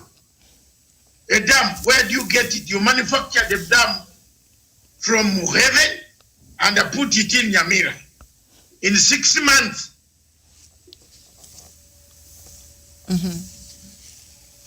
With a debt of 9 trillion. We are going on borrowing. And whatever we borrowed was stolen. People pocketed. Is that democracy? No. Dr. Masanga, there's a question you and the minor is evading. We have agreed democracy is not working in Africa. Africa is burning like a house. What do? Do we bring water and put the fire off and give those people who have lost the shelter another shelter? Which shelter do we give Africa now that democracy is not working? And of course, we all agree that... that is a very good question. And Maina is an expert psychologist on such questions. And for me, I will try my way and wash it hands to Maina. No, Doctor, before you wash your hands, of course, we know that Africa's democracy, as much as it is alive, however you want to look at it, but we all agree it's not well. It's alive, but it's ailing terribly. So, and Ambassador, you've said, of course, we know that those democracies, the older democracies, they have grown and it has taken time. As you have given that metaphor, you cannot go straight into buying a Lamborghini without even having the basics of understanding a good road. You don't have that, so that you can be able to drive that fast car. You need some experience over time. But in the meantime, because we Africa, I want to believe we have democracy, however ailing it is ailing, but we seem to be having something here in the form of democracy, in whichever way you look at it.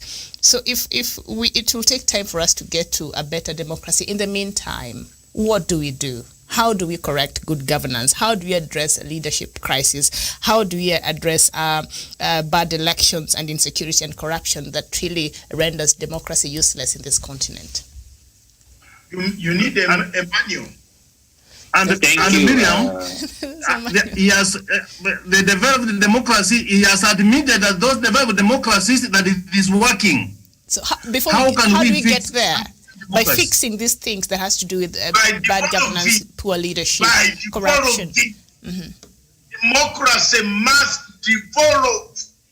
Spell the word develop. Is it devolve or evolve? Why Africa has problems is we have not developed the democracy. Doctor, devolve or Let evolve? me come in. We have eaten it. Miriam. We eat Let me come in. Before you come There is China, there is this point that China hold elections. Have you seen a Chinese MP? No. Show me one Chinese who is an MP. Where? We don't have that. Give me one MP from China. I am very glad that you can explain to Professor. He can understand what's going on. Let me answer here, Miriam. Dr. Masanga, why take you on China? Let me explain to you one thing. Before you take him on China, let the ambassador. Professor. Let me get in. For me, okay. What is the difference? Wait first. Our system is dictatorship. Let me finish this, Professor. Here. This is the problem. You know, human being. Don't finish the professor. Let the ambassador take on. First of all, Professor, yes. Have you seen any country in this world that the population are not complaining? Do you know one? The whole world. Do you know one country that you can call the name that the population are really satisfied with the government? Do you know one? One country in this world that their population, you ask them, they say, we are really satisfied, our government is fantastic, everything is going well.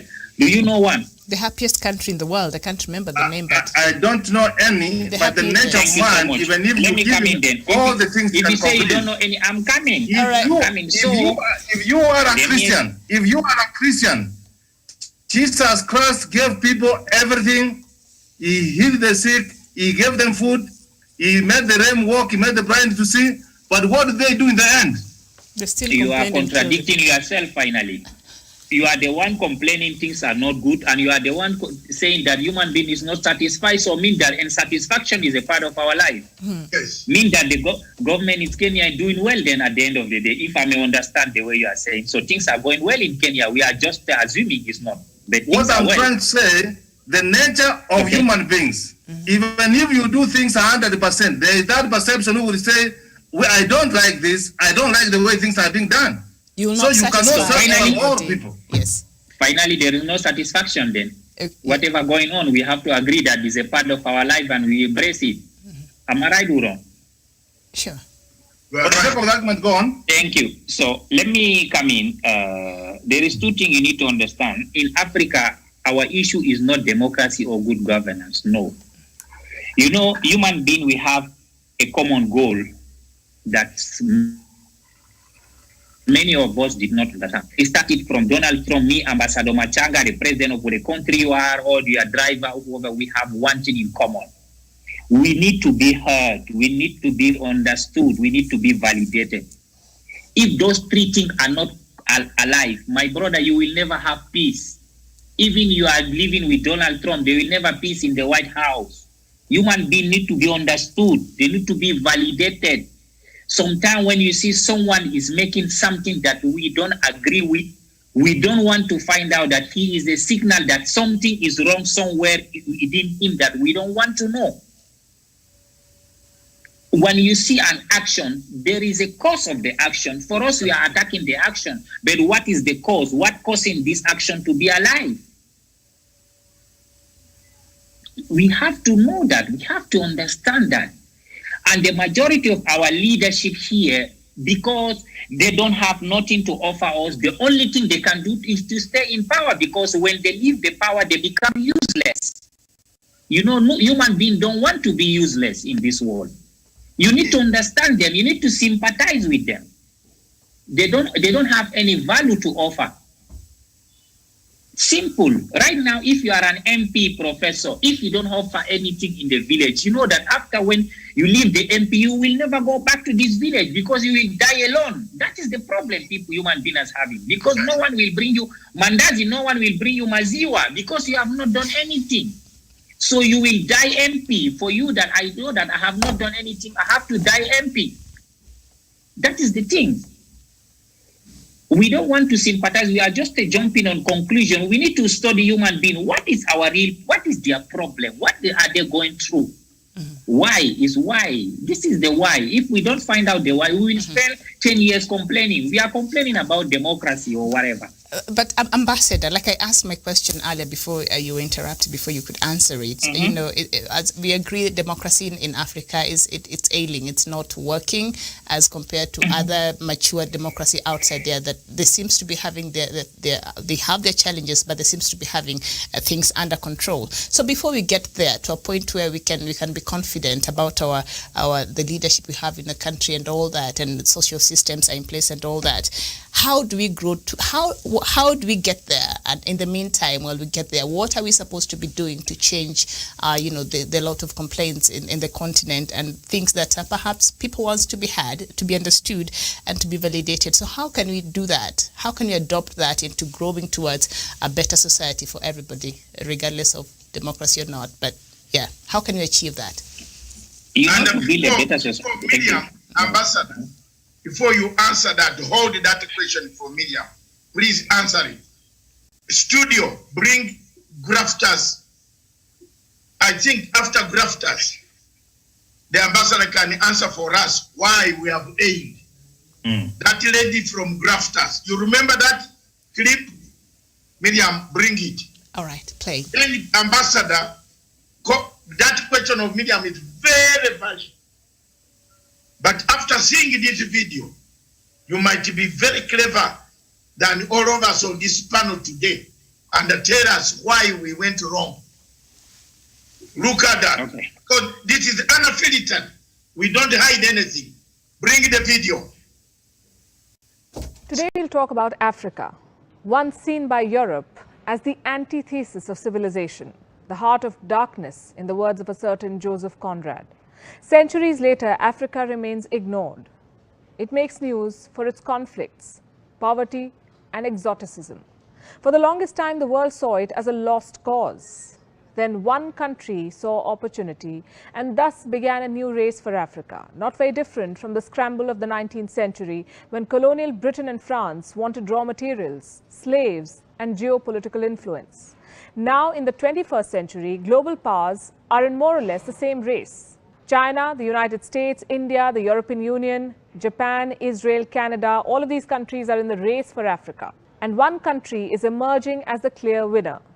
Hello and welcome to Gravitas Plus. I'm Palki Sharma Upadhyay, and this is Africa, a continent of 54 sovereign states, 17% of the world's population, 9.6% of the global oil output, 90% of the world's platinum supply, 90% of the world's cobalt supply, half of the world's gold supply, 2/3 of the world's manganese, 35% of the world's uranium, 75% of the world's coltan, and 54 votes in the United Nations General Assembly. This is what makes Africa so attractive and makes the continent a battleground for global powers.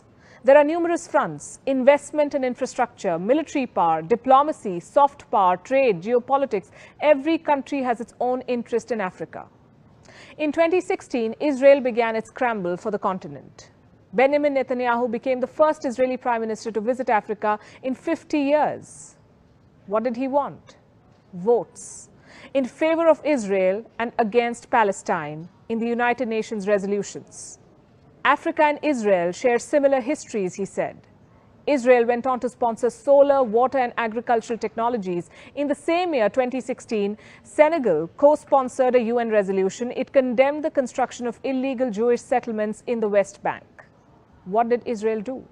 It cancelled the Mashav drip irrigation project. And this is just one example. Here's another one. The European Union has pledged more than $54 billion in sustainable investment for Africa. What does the EU want? Access to the African market of 1.3 billion people. Brussels has negotiated free trade agreements with at least 40 African countries. But does this ensure a balanced two-way trade? It doesn't. And no country has a bigger interest in Africa than China. China is funding 1 in 5 infrastructure projects in Africa. It is building every third one. Africa has an infrastructure deficit and China has a signed checkbook. Starting 2005, China has invested at least $2 trillion in Africa. It built 6,200 kilometers of railways, including the continent's longest railway line connecting Ethiopia and Djibouti. Beijing has also built the African Union headquarters in Addis Ababa. What does China get in return? A lot. Geopolitical influence to start with. Beijing is selling its culture, its currency. In Guinea-Bissau, exit signs are written in Mandarin. China has established at least 50 Confucius Institutes across 33 countries. Several African countries use Chinese currency. China also gets a strategic overseas base. In 2017, China built its first overseas base at the Horn of Africa, Djibouti to be specific. Djibouti connects the Mediterranean Sea to the Indian Ocean via the Suez Canal. The base has the capacity to accommodate 10,000 troops. China also gets a market to dump its goods. China is Africa's largest trading partner. Chinese trade has increased 40-fold in the last 2 decades. At least 10,000 Chinese firms operate in Africa. This is according to a McKinsey study. Africa has resources and China has access. Did you know that 1/3 of China's investments in Africa are in the mining sector? And finally, it gets to debt trap Africa. But here's the thing, China is not the only country investing in this continent. It's not even the biggest. The United States is Africa's largest investor. It accounts for $54 billion of FDI stock. There are 600 American companies operating in South Africa alone. And this, even after the US president called Africa this. For the longest time, Africa was nothing but a war zone for Washington. It has over 7,000 troops deployed in the continent. They are spread across some 13 African countries, including Burkina Faso, Cameroon, Central African Republic, Chad, Democratic Republic of Congo, Kenya, Libya, Mali, Mauritania, Niger, South Sudan, Somalia, and Tunisia. For the US, Africa was a continent for counter-terrorism operations. What happened then? Why is the US suddenly interested in Africa? The answer is this. For the US, Africa is now a new front to take on China, and Washington is now fighting it out for power and influence. An article on the US State Department website reads, and I quote, Africa is the continent of the future. Thus, we need to make the most of its potential. By 2050, its population will more than double to 2.2 billion people, with over 60% under the age of 25. Where is Africa's interest in all of this? Also, what about India? What role does India play in this continent? New Delhi's ties with Africa date back to the time of Mahatma Gandhi. India was part of the Bandung Project of 1955. New Delhi supported Africa's anti-colonial struggles. It supported the liberalization movements in Ghana, Algeria, Tunisia, Morocco, Angola, Mozambique, Guinea-Bissau. India also raised the issue of racism in South Africa. It will be unfair to say, though, that India's newfound interest in Africa has nothing to do with China. In 2018, Indian Prime Minister Narendra Modi toured key African states just ahead of Chinese President Xi Jinping's visit. In 2018, India decided to open 18 new embassies in Africa. India has defense partnerships with Zambia, Nigeria, Ghana, Ethiopia, Botswana, Uganda, Mozambique, and Namibia. New Delhi is currently training African military. Indian company Airtel is a dominant telecom firm in Africa. New Delhi is offering 50,000 scholarships to African students. Despite everything, India is far behind China in the race for Africa. China's Belt and Road Initiative has sealed its hold on Africa. If in the 1900s Africa was colonized with force, in 2020 it is being trapped by loans. China accounts for 14% of sub-Saharan debt. In Kenya, the volume of Chinese loans is 6 times that of France, which is the country's second largest creditor. And Sri Lanka can tell you what happens when Chinese loans are not repaid. China is looking to capture Africa. It has a strong diaspora, it is spending big money, it is selling its movies, culture and currency. China extracts raw materials, it manufactures products with them and sells them back to this continent. Does this remind you of something? What did the British do in India? In the 19th century, the rivalry between Britain and France fueled Africa's colonization. In the 21st century, the trade war between the United States and China is hastening the same. Just like the 19th century, there are numerous countries in the scramble for Africa. And just like the 19th century, there is nothing in it for Africa. Gravitas Plus, co-presented by Skoda. Alrighty then. Quite interesting there. Thank you. Miriam. Yes. Professor Dr. Maina, Ambassador. Daniel Wesonga. Wesonga, have you resurrected? Yes, Dr. Matsanga, I'm able to join, though my internet is not quite stable. Okay, fine. Miriam had asked Ambassador, His Excellency Ambassador Dr. Maina, a question. But I wanted to give Maina a chance, an element of seeing what kills us, to answer this question for us and to our viewers. I have picked about 10 words in this clip, and I will say them when Maina has done the answering of the question. The floor is yours, Ambassador Maina. Thank you so much. Miriam, this is enlightening, but for me it's not surprising. Whatever happening here is okay. But the worst thing is why we African, we believe that we are very rich just because we have mineral resources. Do you think that is a rich mineral resources is making us rich as African? No, it's not. We don't even benefit from them. That is the problem we are having, especially in Congo DRC. Congo DRC is one of the poorest countries, but their mineral resources is 10 times richer than France, than China. Am I right or wrong? True. But the fact that you put in their mind you are very rich, you have something, but you are not intelligent, you are poor. Because the Congo people today, when you compare Congo DRC in Kenya, Congo DRC in 1,000 times richer than Kenya, right? Mm-hmm. So how come Kenya is better than Congo DRC? Let us forget about this Western country. I take example of simple countries, Congo DRC and Kenya. Why Kenya is when you see this aspect of life, infrastructure, education, everything, Kenya is better than them. Why? But they are richer than Kenya. With their mineral resources, they can build a country like Singapore, like France, like UK. So why they can't do that? Let us forget about these mineral resources. We are rich, we are poor, because we don't need them. Me and you, Miriam, what are we going to do with coltan, with cobalt? Are we going to eat it like ugali? What are we going to do with oil if these people are not taking it? Professor, what are you doing with the oil? They are the same people have to come and take it and value it. We don't need it. We as Africans, for now, as of today, if they give us diamond, we are not going to do anything with diamond. It's except these people to come and take it and they say diamond is valuable and we give you this amount of money. But among us Africans, we can do anything with diamond. We don't need it. Maybe gold, yes, but diamond, no. Oil, no. This coltan, manganese, all those, we don't need it as Africans.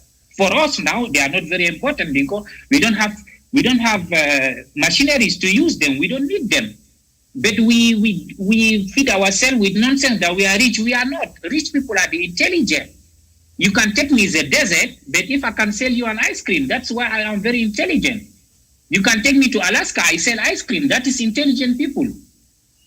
We are just talking about Africa. We are not rich. We don't have nothing because we depend on somebody. How are you rich and you depend on me? We need to understand, first of all, let me give you the answer now. We Africa, like a beautiful lady in a community that everybody like you. You have drug dealers, you have rich people, you have king, you have noble people, everybody like you. It's up to you now to decide who you want to deal with. It's simple as ABC. Africa with another countries is the world. We are a beautiful lady, everybody like you, but now how are you going to set your rules? Make yourself valuable. Tell them what you want from them. You tell them, if you like me, you want to marry me, take me to Dubai honeymoon. If the guy cannot afford, kick him out. Simple. Africa, we need to set our rules. If Chinese or whoever want to work with us, we set our rules. We tell them what we want. But we don't even know what we want. Singapore was like Africa. Why they changed? They just understood the system. They said that in order for us to be part of this world, to contribute to this world, we need to have an agenda, and that our agenda will go to for 30 to 40 years. This is what we want to achieve. Anybody want to come in my country and say, this is our agenda, take the book, go and read it. If you want to feed it, come back. How many countries do you know, Miriam, who have agenda? They can't tell you. They will tell you that from now to 2035, we need to have this 1, 2, 3, 4, 5. We don't have one. So our failure to have our own agenda, we will let other people to come and run the agendas on us. Set the agenda. Can you imagine? In Kenya, the main food in ugali, I come from Chala, I bring rice and imposing you to eat rice. So me, you tell them, my dear, we don't know rice here. If you want ugali, you are welcome. You have to tell us how to use ugali better one. But if I come to convince you that my rice is better than your ugali and you follow, so mean that you don't have anything to offer. That's the problem. What is our agenda? I don't know, Dr. Masanga can remind him, in 2001, in Dubai, they was talking about Dubai 2020. How many times you hear about this word, Miriam? The agenda Dubai 2020.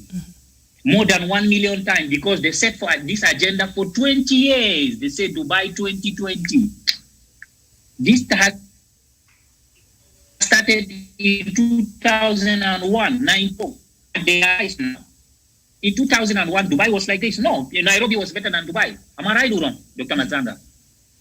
Let us forget about democracy. Let us draw an agenda for ourselves. We need to, in social time, anybody who come to work with us, this is our set of rules. If you want to key in, fine. If you don't want to key in, let us leave. As long as we don't have an agenda, we are not going nowhere. Okay. As democracy, we are talking, it's not just the best governance. Some countries don't have democracy, like we are saying China and Arab who countries. is going to set that agenda? The people, everybody, you, me, everyone. Don't, because your problem is, thank you, your problem is, God bless you. Tell me the standard. Tell us the agenda you have set for the continent of Africa or for your country. We, all of us, not me, myself. If I say myself, I'm not doing. If you know the story of my country, since 1979 up to today, Dr. Matsanga can explain to where we are coming from. We are the generation who was born, we grown up inside war, my dear. We are 32 years fighting war. If it's another country, it cannot exist. So we are telling you how difficult we come. We understand, and every day we sit down to find out what are we done wrong that to get to pass this level. We have studied it. As soon as we start to understand it, it's only our president in Africa can sit down and say that NATO, you are the problem in Africa. How many presidents do you know that? It's only the problem. Dr. Masanga is weakness. He said, if we are suffering, I don't know. You are saying it, but I'm telling you the reality that he go today. He said, NATO, you are the problem. Because we was living in peace. If we see Boko Haram, because he went to kill Gaddafi. And he said that if I'm suffering today to do the intervention for the whole Sahara, East Africa, Central Africa, using my money because French, you are the cause of that. Because we need to study what is the real problem in order to attack. We are just blaming, we say, our governors. Who is the governor? It's you. Let us try to set the standard. This is what we want. Let us agree on common goal, common value. How are we going to move forward? This ANC, in order for them to become strong, they sit down, they have a common value. That's why they beat the white people. They are not more intelligent than them. But white people have discovered that the way these people are coming, they are so mature that we need to sit down on the table with them. And the leader, Mandela, have understood them. He know that I'm not going to spend my time criticizing, hating them. I'm going to spend my time to understand even why these people, white people, are behaving. He give them benefits of doubt. But you are not even giving your leader benefits of doubt if he make mistake. You just say, hammer him. It's not going to work like that. Yes. Give him benefit of doubt to repeat the same mistake? Professor. Okay. There is no mistake. Also, I'm coming. I was saying that for you, you become a judge because you already judge it as a mistake. For me, I'm telling you that the person want to be validated, he want to be understood, but you don't give him time. That's why he's causing what you think is a mistake. Daniel, Daniel. Yes. There is a point that you shouldn't miss. Where Songa. Anyway, I've collected all these points. When Songa says something. Thank you very much, Ambassador. Before you go, we shall answer you. Yes, thank you, Dr. Matsanga. And I just wanted to know from Ambassador, he has been able to read a certain book by an investigative journalist called by the name Tom Burgess. The book is called The Looting Machine. He can look for it. It talks about the warlords, oligarchs, corporations, smugglers, and the theft of Africa's wealth. And from that book, this investigative journalist is able to find how shadow governments are able to work in cohorts with some few crooked individuals in Africa to be able to loot African resources. And from the way he articulates his issues, you can be able to tell that perhaps it is the China and the Western powers through their unorthodox means which are able to create such kind of anarchy in the African continent, in that the resources from here in Africa are able to be looted without benefiting the common person from where they come from. Look at the situation in the Eastern Congo, in Goma. Look at the situation in Guinea. Look at the situation in Angola. So he has to really investigate and be able to know the role that the China International Fund plays in terms of taking away the resources in Africa, the Queensway Group. And there's a certain Chinese who also worked as an intelligence officer for the Chinese government called Mr. Sampa and his cohorts. These are the people who have been engineering the rampant looting of African resources. And therefore, the problem stems from the interference that we have from the international governments, that is the China and the Western governments. So I tend to disagree that the problem is with Africa, but the problem is with these Western powers and other external forces which have been sponsoring some kind of instability in Africa. You've made your point. Yes. You've made your point. I've got it. Prof, you have something to add on here? Yes, mine. And thank you, Dr. Masanga. Africa has been bewitched. We should continue looking for the witch and the wizard. The antidote, rather. Is it existent, I'll make my conclusion, and what I need to do that Dr. Masanga, if it is working elsewhere, it can still work with us. Okay. Other countries have believed in research and development. If we cannot do research and development, we can copy. We have seen other countries that they can be able, their democracy is working. If their democracy is working, ours can also be work. We have other countries which embrace rule of law. If they embrace rule of law, ours can also embrace rule of law. We can embrace good governance. We can respect human rights. We can respect our constitution so that we don't subvert. And Dr. Masanga, I am a very good example. I come from a very poor background, but my mom told me that if you work smart, work hard, you can be somebody. You can be a voice in the world. I believed my mom. I am what I am today. I'm speaking for the whole world, and they can hear my voice. So what African we need to do, and my minor is my word debater. But when we debate at the end of our discussion, let us give the way forward for the continent of Africa. You cannot say we are coming. We are coming to that. We are coming to that. Don't worry, Miriam is going to give. Don't worry, don't speak. Now we are give you the. And we are debating. It's my word debater. What I'm trying to say that, and what the world is looking at, what Africa is looking for us, is for us to stop organizing. Is for us to stop assuming that there is no problem. It is for us to find the way forward. And I want to know, that the African people, we are hard-working people. We believe in honest. We believe in respect. We obeyed, and that's how our continent and our people are up to now, because those are our values that we were brought up with. Some of the things which are affecting the continent of Africa, Dr. Masanga, you have lived in the West. We have imported them, we have copied them, and the West is manipulating us to take our resources. And our leaders are using the same to manipulate their subjects so that Africa continue suffering. I am asking the final question. Who has bewitched Africa? Let us go for that wizard and that witch and ask, can you undo your spells? Maybe Africa doesn't understand how. Thank you very much. So that could be another reason why. Another topic. If you don't understand our value, yes, nobody else will. I just have listened. You notice I was not talking. I listened. Keywords came out.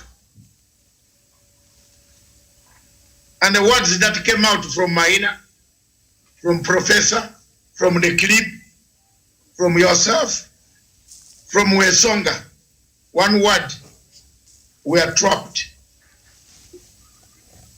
Trapped. Did you pick that word? Does it sound somewhere, Maina, in your head? We are trapped. Trapped. We are trapped in governance. We are trapped in debt, poverty, ignorance, disease, human rights, corruption. All these have trapped us. Maina was correct to say, find the root cause. You have a point there, Maina. Find the root cause. How did we get trapped? You talk of Singapore. It sat down. We are trapped because we lack planning. God bless you. We are trapped because we lack planning. We don't plan. Kenya and Singapore had the same GDP in 1960s. Today, Singapore planned ahead, and it gives us medicine and the money and the loans. But we are not giving Singapore, we only give them aircraft to land there. K2 flight number 100 landed. That's it.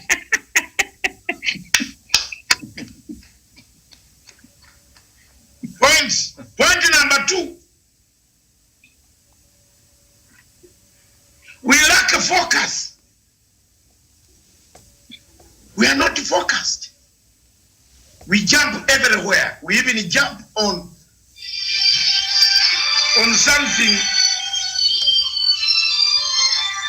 something called elections. What is election? Election.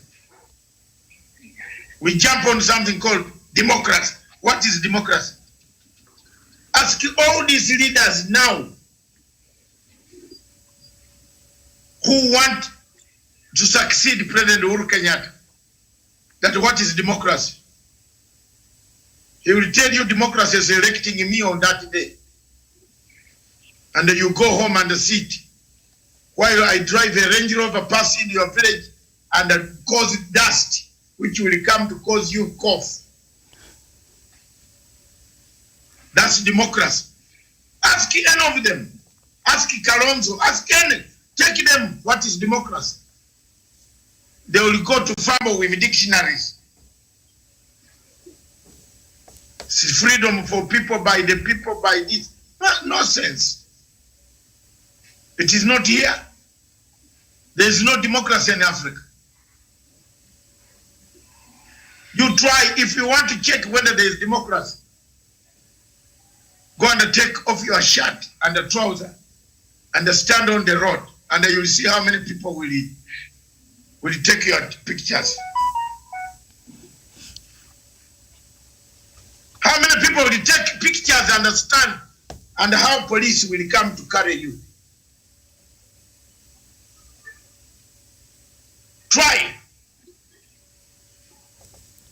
Another point that was raised in this discussion as we close, agenda.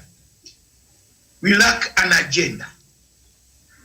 Believe me or not, Maina, you scored the point there. We don't have an agenda. Everybody who comes, we say we are right. Even an ugly woman, say yes, I love you. The one without eyelids, you say yes, I love you. Huh? Then the Muzungu comes here, I say I love you. We don't have an agenda. It ails Africa. Another word that came up in our discussion today, as I sum up, and I will sum up, we're a dumping place. Hello, we're a dumping place. Everything that is wrong in the West is dumped on us. Everything that is wrong in China is dumped on us. We cut very good timber from Mabila forest, from Mao forest. We load it on the ship, and the China makes toothpick. Then it sends the toothpick back to us to remove our stolen cattle rustled in Baringo, Siguta Triangle.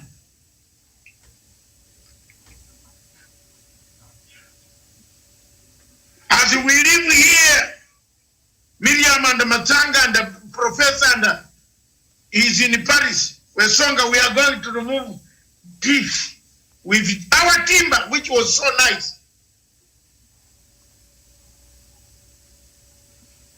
And we have cut it. As we cut, we create chaos. We send the timber to be cut into toothpicks. Honestly. And you find women well dressed in a tracker suit because they will reach China, then they dress nicely. I'm going to China to load a container. Stupid. What are you loading? You are loading surplus. Things that are not needed in China. That's why when you bring a torch, if you don't handle it properly, it falls twice down. It doesn't work again. Because the goods that you bring as an African, what ails Africa is you are bringing second-hand surplus goods.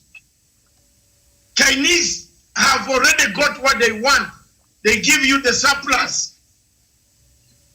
Is there an African country that can give supplies? Yes. Uganda can give surplus on sugar and can export it to you militaries as a surplus unit or breaking ribs.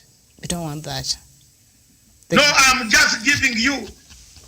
They are experts in unit in rib breaking. We want the sugar. The other one they can keep. We have also surplus sugar in Uganda. How many people in Kenya want the surplus sugar? You saw Harwade said there is no sugar to come into Kenya because he needs Mumias to have smoke. For 4 years, the smoke in Mumias has been going down in the river Nzoia. It has not gone to the sky to receive God, so that Mumias can produce enough sugar. We lack. We have our planning is poor. Our focus is wrong. Our agenda is wrong. We are trapped. Lastly, we fall victims of open check. An open check. China has given, it has an open check. When you want to buy something, you want money, you are bad off. Where do you run? China. Where do you run? China. Bank.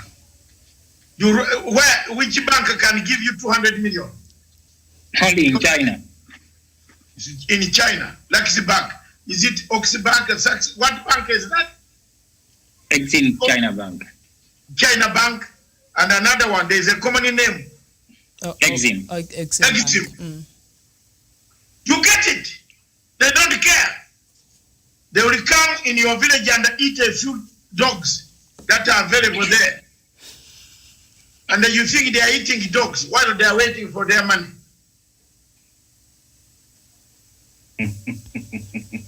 Be honest. Lastly, I want you, production, to do one thing for me. It's Friday, we are going. Bring the document of South Sudan. Then each one can make a decision why we are bewitched. Why I agree with Professor and I agree with Dr. Ambassador. That is, for me, there is no winch. Which is out of question. Let us not distract. We are distracting our memory when we talk about winch. This is African thinking. We don't want that. We are Achilles. We are own Achilles here. Self-inflicted wound. That is the thing why people are controlling us with. That is what they have. We don't have. The power of focus. Didn't I raise it here? Look here, sir. I am a teacher and I write. Doc has Look at me. I didn't know Professor, that you had if you have that, if you have the focus, Professor, you control the world. Let me come into just a 2 second now. No, you are going to be given your time. Thank you. All right. So bring that South Sudan letter. Qatar has written to South Sudan. Walai ya Mungu, return their money. Yeah, and wants its money back. South Sudan. It wants its money back. Put the letter here. South Sudan. Put it. That ambassador tell me he's in this region. Why South Sudan can borrow $700 million and fail to pay and embarrass us? We used to be bought as slaves to go to Middle East. Now they are coming to carry us because we have failed to pay debts.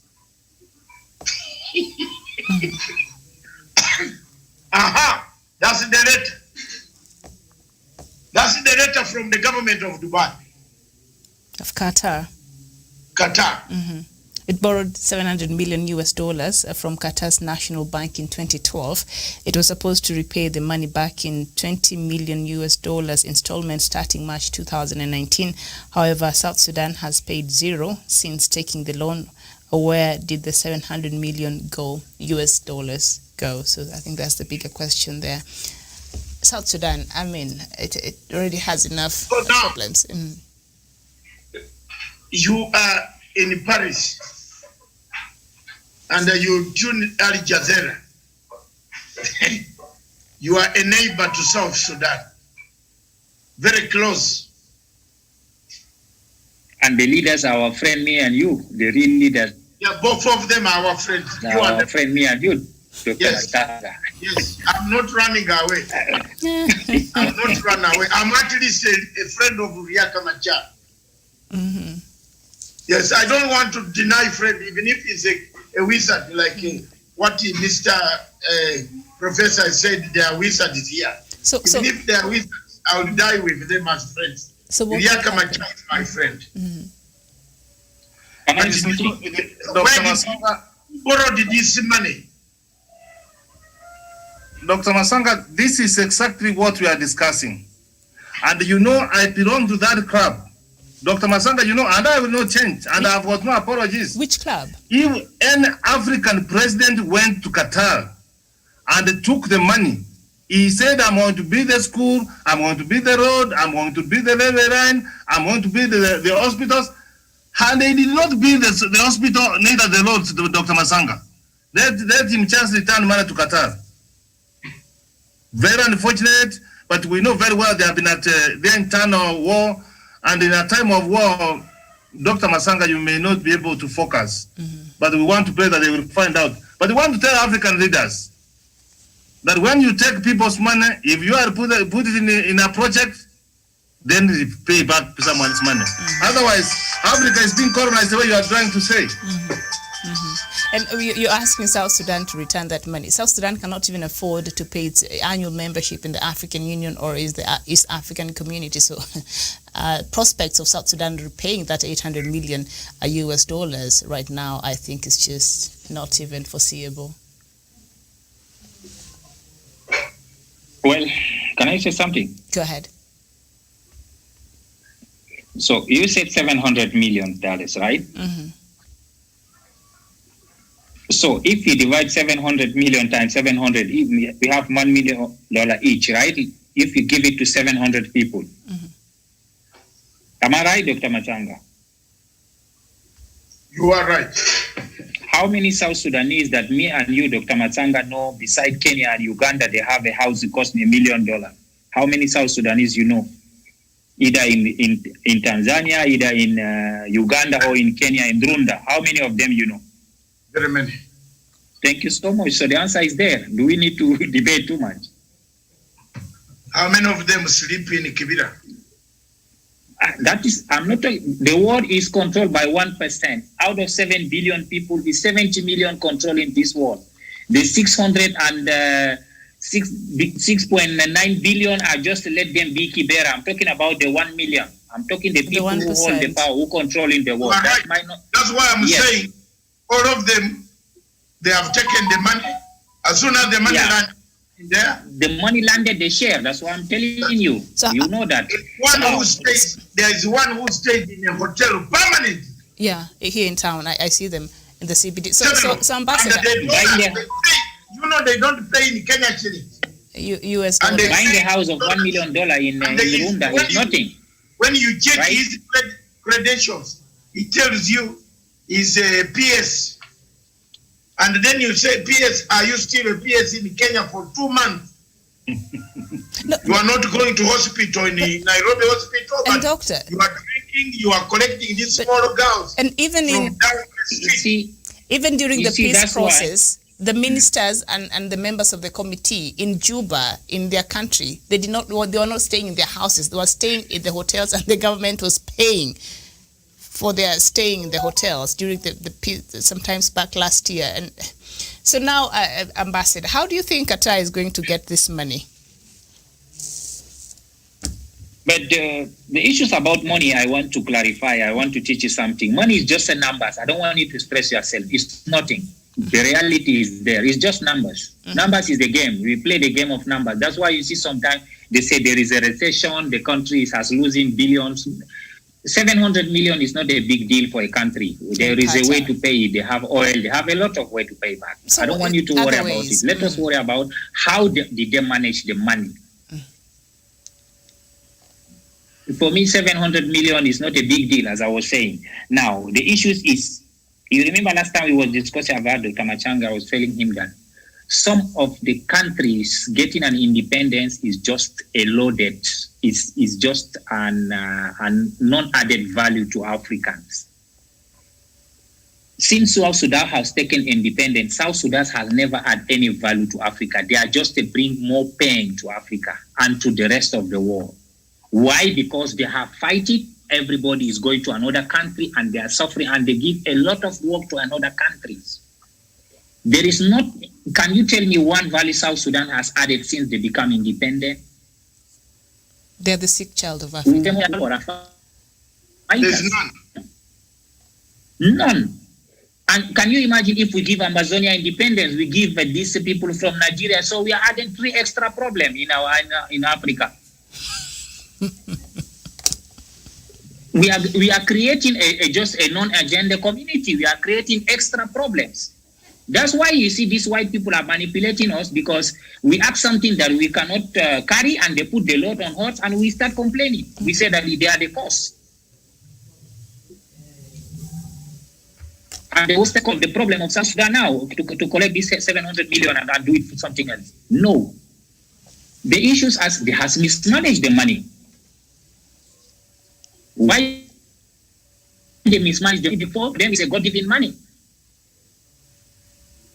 Do you know how much you created the independence? More than 2 billion pounds.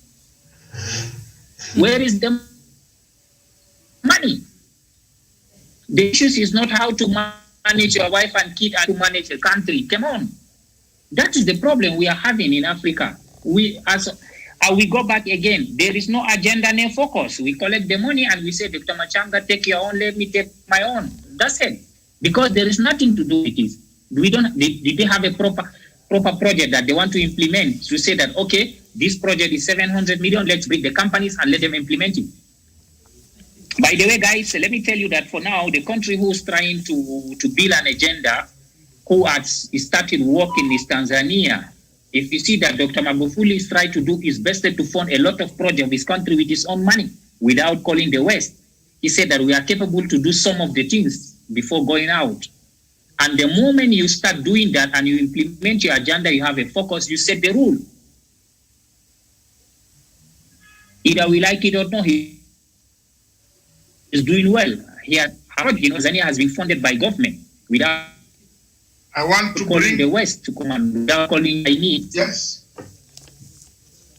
Mm-hmm. Go ahead. Ladies and gentlemen, Ambassador Maina, I want to thank you very much for joining us. Professor Onyari, I want to thank you, my son of God, champion of champions. Tomorrow is your day for prayer, 7th day. And unfortunately, you'll be praying with Maraga. It's not the same church. And today is a sinner need of a savior. All of us.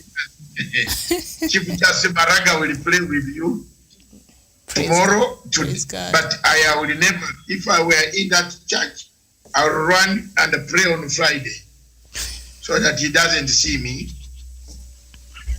because of a sinner going to pretend to be a 70th day Adventist church goer. Silly. This is a bad guy, man, who has caused Kenya chaos. I wish President Uhuru Kenyatta is in a meeting as we speak now in the cabinet in a hotel miles away from Nairobi. I hope they come out of that meeting with a decision that either they stay together as a cabinet or they perish. There's no way about it. Because if they don't come up to united, then Kenya will be no more. People are bent to screw all the activities, the good things that Kenya has achieved. And I pray that Kenyatta will navigate the areas. But as we speak now, if you look at my Facebook now, something terrible has just happened. Al-Shabaab is in Mozambique and Tanzania. They have just taken over the southern part of Tanzania. Our security in East Africa is frightening, and therefore I still condemn Qatar and Turkey for these operations. Something wrong is happening now, and it all affects the peace, tranquility of the people of the region of East Africa. I want to thank you so much. I told people this about 5 years ago, and I think I talked with the ambassador about this, a proxy war in East Africa. You remember we talked about a proxy war. I told you. Now you are here on this program. I'm now telling it as Gaza. It started. The place where you are has fire and cold water. When the fire is burning you, they put fire. They put cold water on the seat where you are seated. I can see you behind. You are seeing the Tower of Babylon.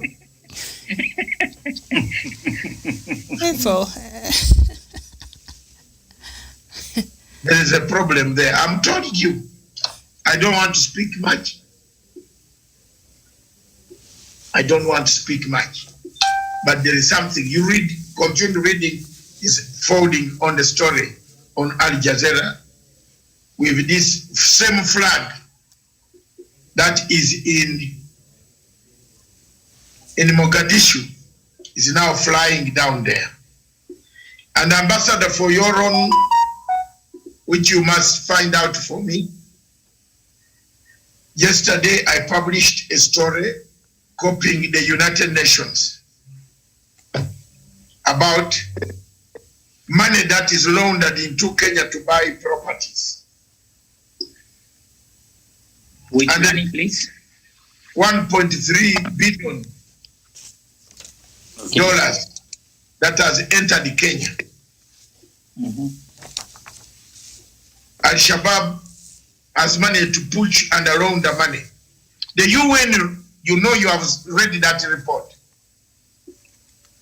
And they have given the Kenyan government names of those people they want. Because Kenya is a member of the United Nations Security Council. It must produce those names. Somebody in Kenya here was trying to threaten me. Then I told him, let's go to court and you explain how you got all this money, to the extent that you even find someone, a road, 70 million Kenya shillings because your windscreen was cracked. What windscreen of a car? Is this a plane? Can I intervene on that? Yes, go ahead. Basically, this issue of money laundering, for me, I don't want to believe it. I give it just a 5%. The remaining 95% is just fugazi. I don't know if you understand, get what I mean. When we African was looting our money, send it to Switzerland, has never been money laundering. Never. More than 30 years. We make Switzerland one of the richest country on earth. Nobody has complained. Professor, Ambassador, the Switzerland money, when you lose your PIN number, you lose them. But this is money coming through terrorists. Terrorists are sending money. I understand what you are saying. Well, I understand. You are talking about PIN is yesterday. I'm talking about long time ago. Yes. Nigerian. So about all this, you do you know how many billion they take in Switzerland? I can tell you, when we evaluate in 50 years, Africa has taken more than $3 trillion there. More than 3 trillion. It's not money laundering. This is charity. When just 1 billion come to our country, you complain. Let me explain to you one thing. I don't want you to pay for these people every time. I am in their country. Let me give you a secret. When these people start to discover that we are started to develop our countries and they are not getting more resources that are expecting, they start to blackmail you. Don't play their game at 100%. Do you know how many billion to transfer by HSBC, by this Barclays Bank, by all those Bank of America? Nobody complain. We are just playing the game, the lion again. Let me bring us back. We are just a lion and gazelle. Some of the things, they just rise an issue at least to blackmail you. Right now, if we have discovered how many millions of dollars are taken from Africa, if we are bringing it to Kenya, Kenya will be better than Dubai. Am I right or wrong? Why are we taking this money there? How many billions have we taken cash from passing by those airports going to Dubai? You land with cash, $2, $3, $4 million. You buy the apartment, you invest it. That's what making Dubai powerful. I don't want us to more emphasize because someone has tell you something, just to reroute our thinking. This is we call it tactic politics. I don't believe that. I am in Paris. That money has not come to me or Dr. Masanga, but it has ended in the hands of the terrorists. Okay, how do you know? That's what we are talking about terrorists. It has not landed on your hands, neither Miriam or Dr. Masanga or myself. In the hands of terrorists. What I'm reading here, the money they are buying properties with that, right? There is no expensive land than Kenya in Africa. Do you know that? Because people are bringing money. If you take $1 million to buy a land in Chad, you will buy 10 kilometers square. But 1 kilometer in Nairobi is less than 2,000 square feet. Minor, you are not understanding. Terrorists, yes, when they get money, they build flats here in Kenya, which they will get those money to finance terrorism. That is 5%. The remaining 95% is for investment. That is my baby. That's my baby. If the money is given to Miriam or Dr. Masanga, he can put them in buildings so that it can develop the economy of the country. But these are the terrorists invested. They get proceeds to finance terrorism activities around the continent. I am not undermining what you are saying, but what I'm trying to explain to you, among this money, let's say 5%, but the 95%, where is the money goes? Is going to develop a country to investment. If they are bringing hard currency, let us not reduce ourselves. Let us not steal money from terrorism, from money laundering, from drugs, that we say that we are using for the government. We will destroy our country. Money? Let me give me an example. I'm telling you that President Abacha has taken almost $1 billion in Switzerland. This is charity, but when so take it in laundry. Yes, do you have one? He has taken money to Switzerland. Is it going to finance terrorism? No. How do you know? How do you know? This no, but the one the UN is looking for here is financing terrorism. Who is financing UN? Is those powerful France? Is China? Is America? Because they know that these African countries now they are. I agree with you. Thank you very much. This is a show that we can agree to disagree until tomorrow. We invite you at 2 p.m. East African Standard Time on Sunday. Yes, Sunday, not tomorrow. Not tomorrow, no, Sunday. For Africa Showdown. And at this time, to our friend Ouattara from Cote d'Ivoire. Yes. this time. You're supporting his bid, Ambassador. I'm supporting Alassane Ouattara. Is my best friend first, not because of I met him many times. But when you understand politics, some of the games is allowed. They say that. What about Dr. Masanga? Minor, then advise your man to respect the Constitution. He has done 2 terms. He goes home. You are take that message. Can I explain to 2 minutes? Let me explain to you 2 minutes. 1 minute. You have to say, just 1 minute. You need to understand how these people take power with Guillaume Soro. I need both of them. So now, in the system, this system that I want the professor to learn, I don't want him to read those book, constitution, whatever. This is we call it man-made. There is something we call a reality that we need to sit down and talk face to face. But otherwise, your friend, these people, I'm coming. Let me explain to you. Two things you need to understand. In politics, every strategy is permitted, my brother. That is what we call politics. That's why I tell you that we are not ready for democracy. That's why we are crunching ourselves. But when we come to this level, you will understand. When you see the debate Donald Trump is doing with Jeff Bush, he called them killer. He called them all names because he wants to hit them down. He wants to lower their energy. That is politics. He's calling them crooked. He's calling this guy liars, whatever. Do you know why? You have to lower your adversary energy to get what you want. This is politics. If you are not ready to play it, go to become a bishop. Just praise God and you have a Bible. Advice your friend. What advice are you giving Ouattara? Tell us the advice you are giving him as a friend. Tell us the advice you are giving him. To change. To stay in power. Tell us the advice you are giving him. Legitimate. Stay in power. I'm telling you, it's legitimate. Answer. Let me explain. Is it legitimate? For you, you have, yes. Mm-hmm. And I say yes. Take it to the supermarket. Take it to the supermarket because you take this democracy that you don't have the blueprint and you want to implement it. No wonder they welcome you very heavily in Kampala and they give you all the motorcade.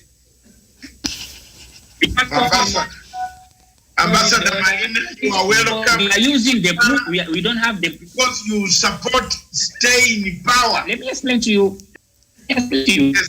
Is this democracy we create now? We have put that have to stay in power for so years. But Minor, what advice are you giving Ouattara? Do we have the advice? I want to hear from you. What you have giving? I'm telling Ouattara now to win the election, to go back to rebuild the country, to make sure that the country is prospering. That is the advice. I tell you, go for it, Ouattara. That is, politics is a game. And if you don't know the rule, my friend, let me close with you. If today, take it home. You will thank me tomorrow. In chess. Miriam, can you hear me? Yes. Politics is a game of chess.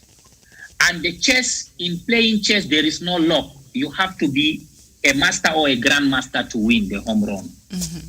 If you don't know how to play, my dear, go and sleep. This is politics. Even if it means constitutional coup. Say again? Even if it means constitutional coup. You are talking constitution, is people draw it. We even collect the copies from another country to come and paste to our countries. We did not think about it. Am I right or wrong? All right, thank you. Ambassador, thank you so much. I hope you can join us on Sunday during the Africa Showdown. Professor, thank you so much. Thank you. Thank you so much, madam. Absolutely. Thank you, Doctor. Asante sana. Mimi naenda kula sasa. We'll see you on Sunday, Doctor. Thank you so much. We'll see you on Sunday at 2 p.m. Africa Showdown. This has been Unfiltered. We looked at a lot of things that have been happening over the week and news that have been trending in the continent. So bye-bye from us right now.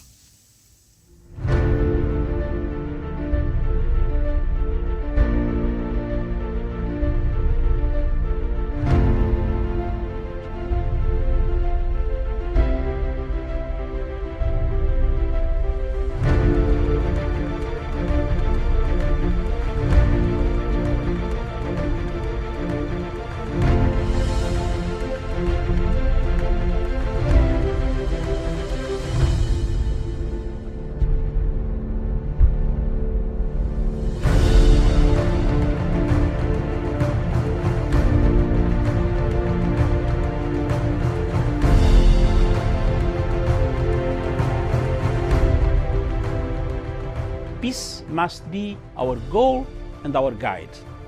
And all that we strive for as a human family, dignity and hope, progress and prosperity, depends on peace. But peace depends on us.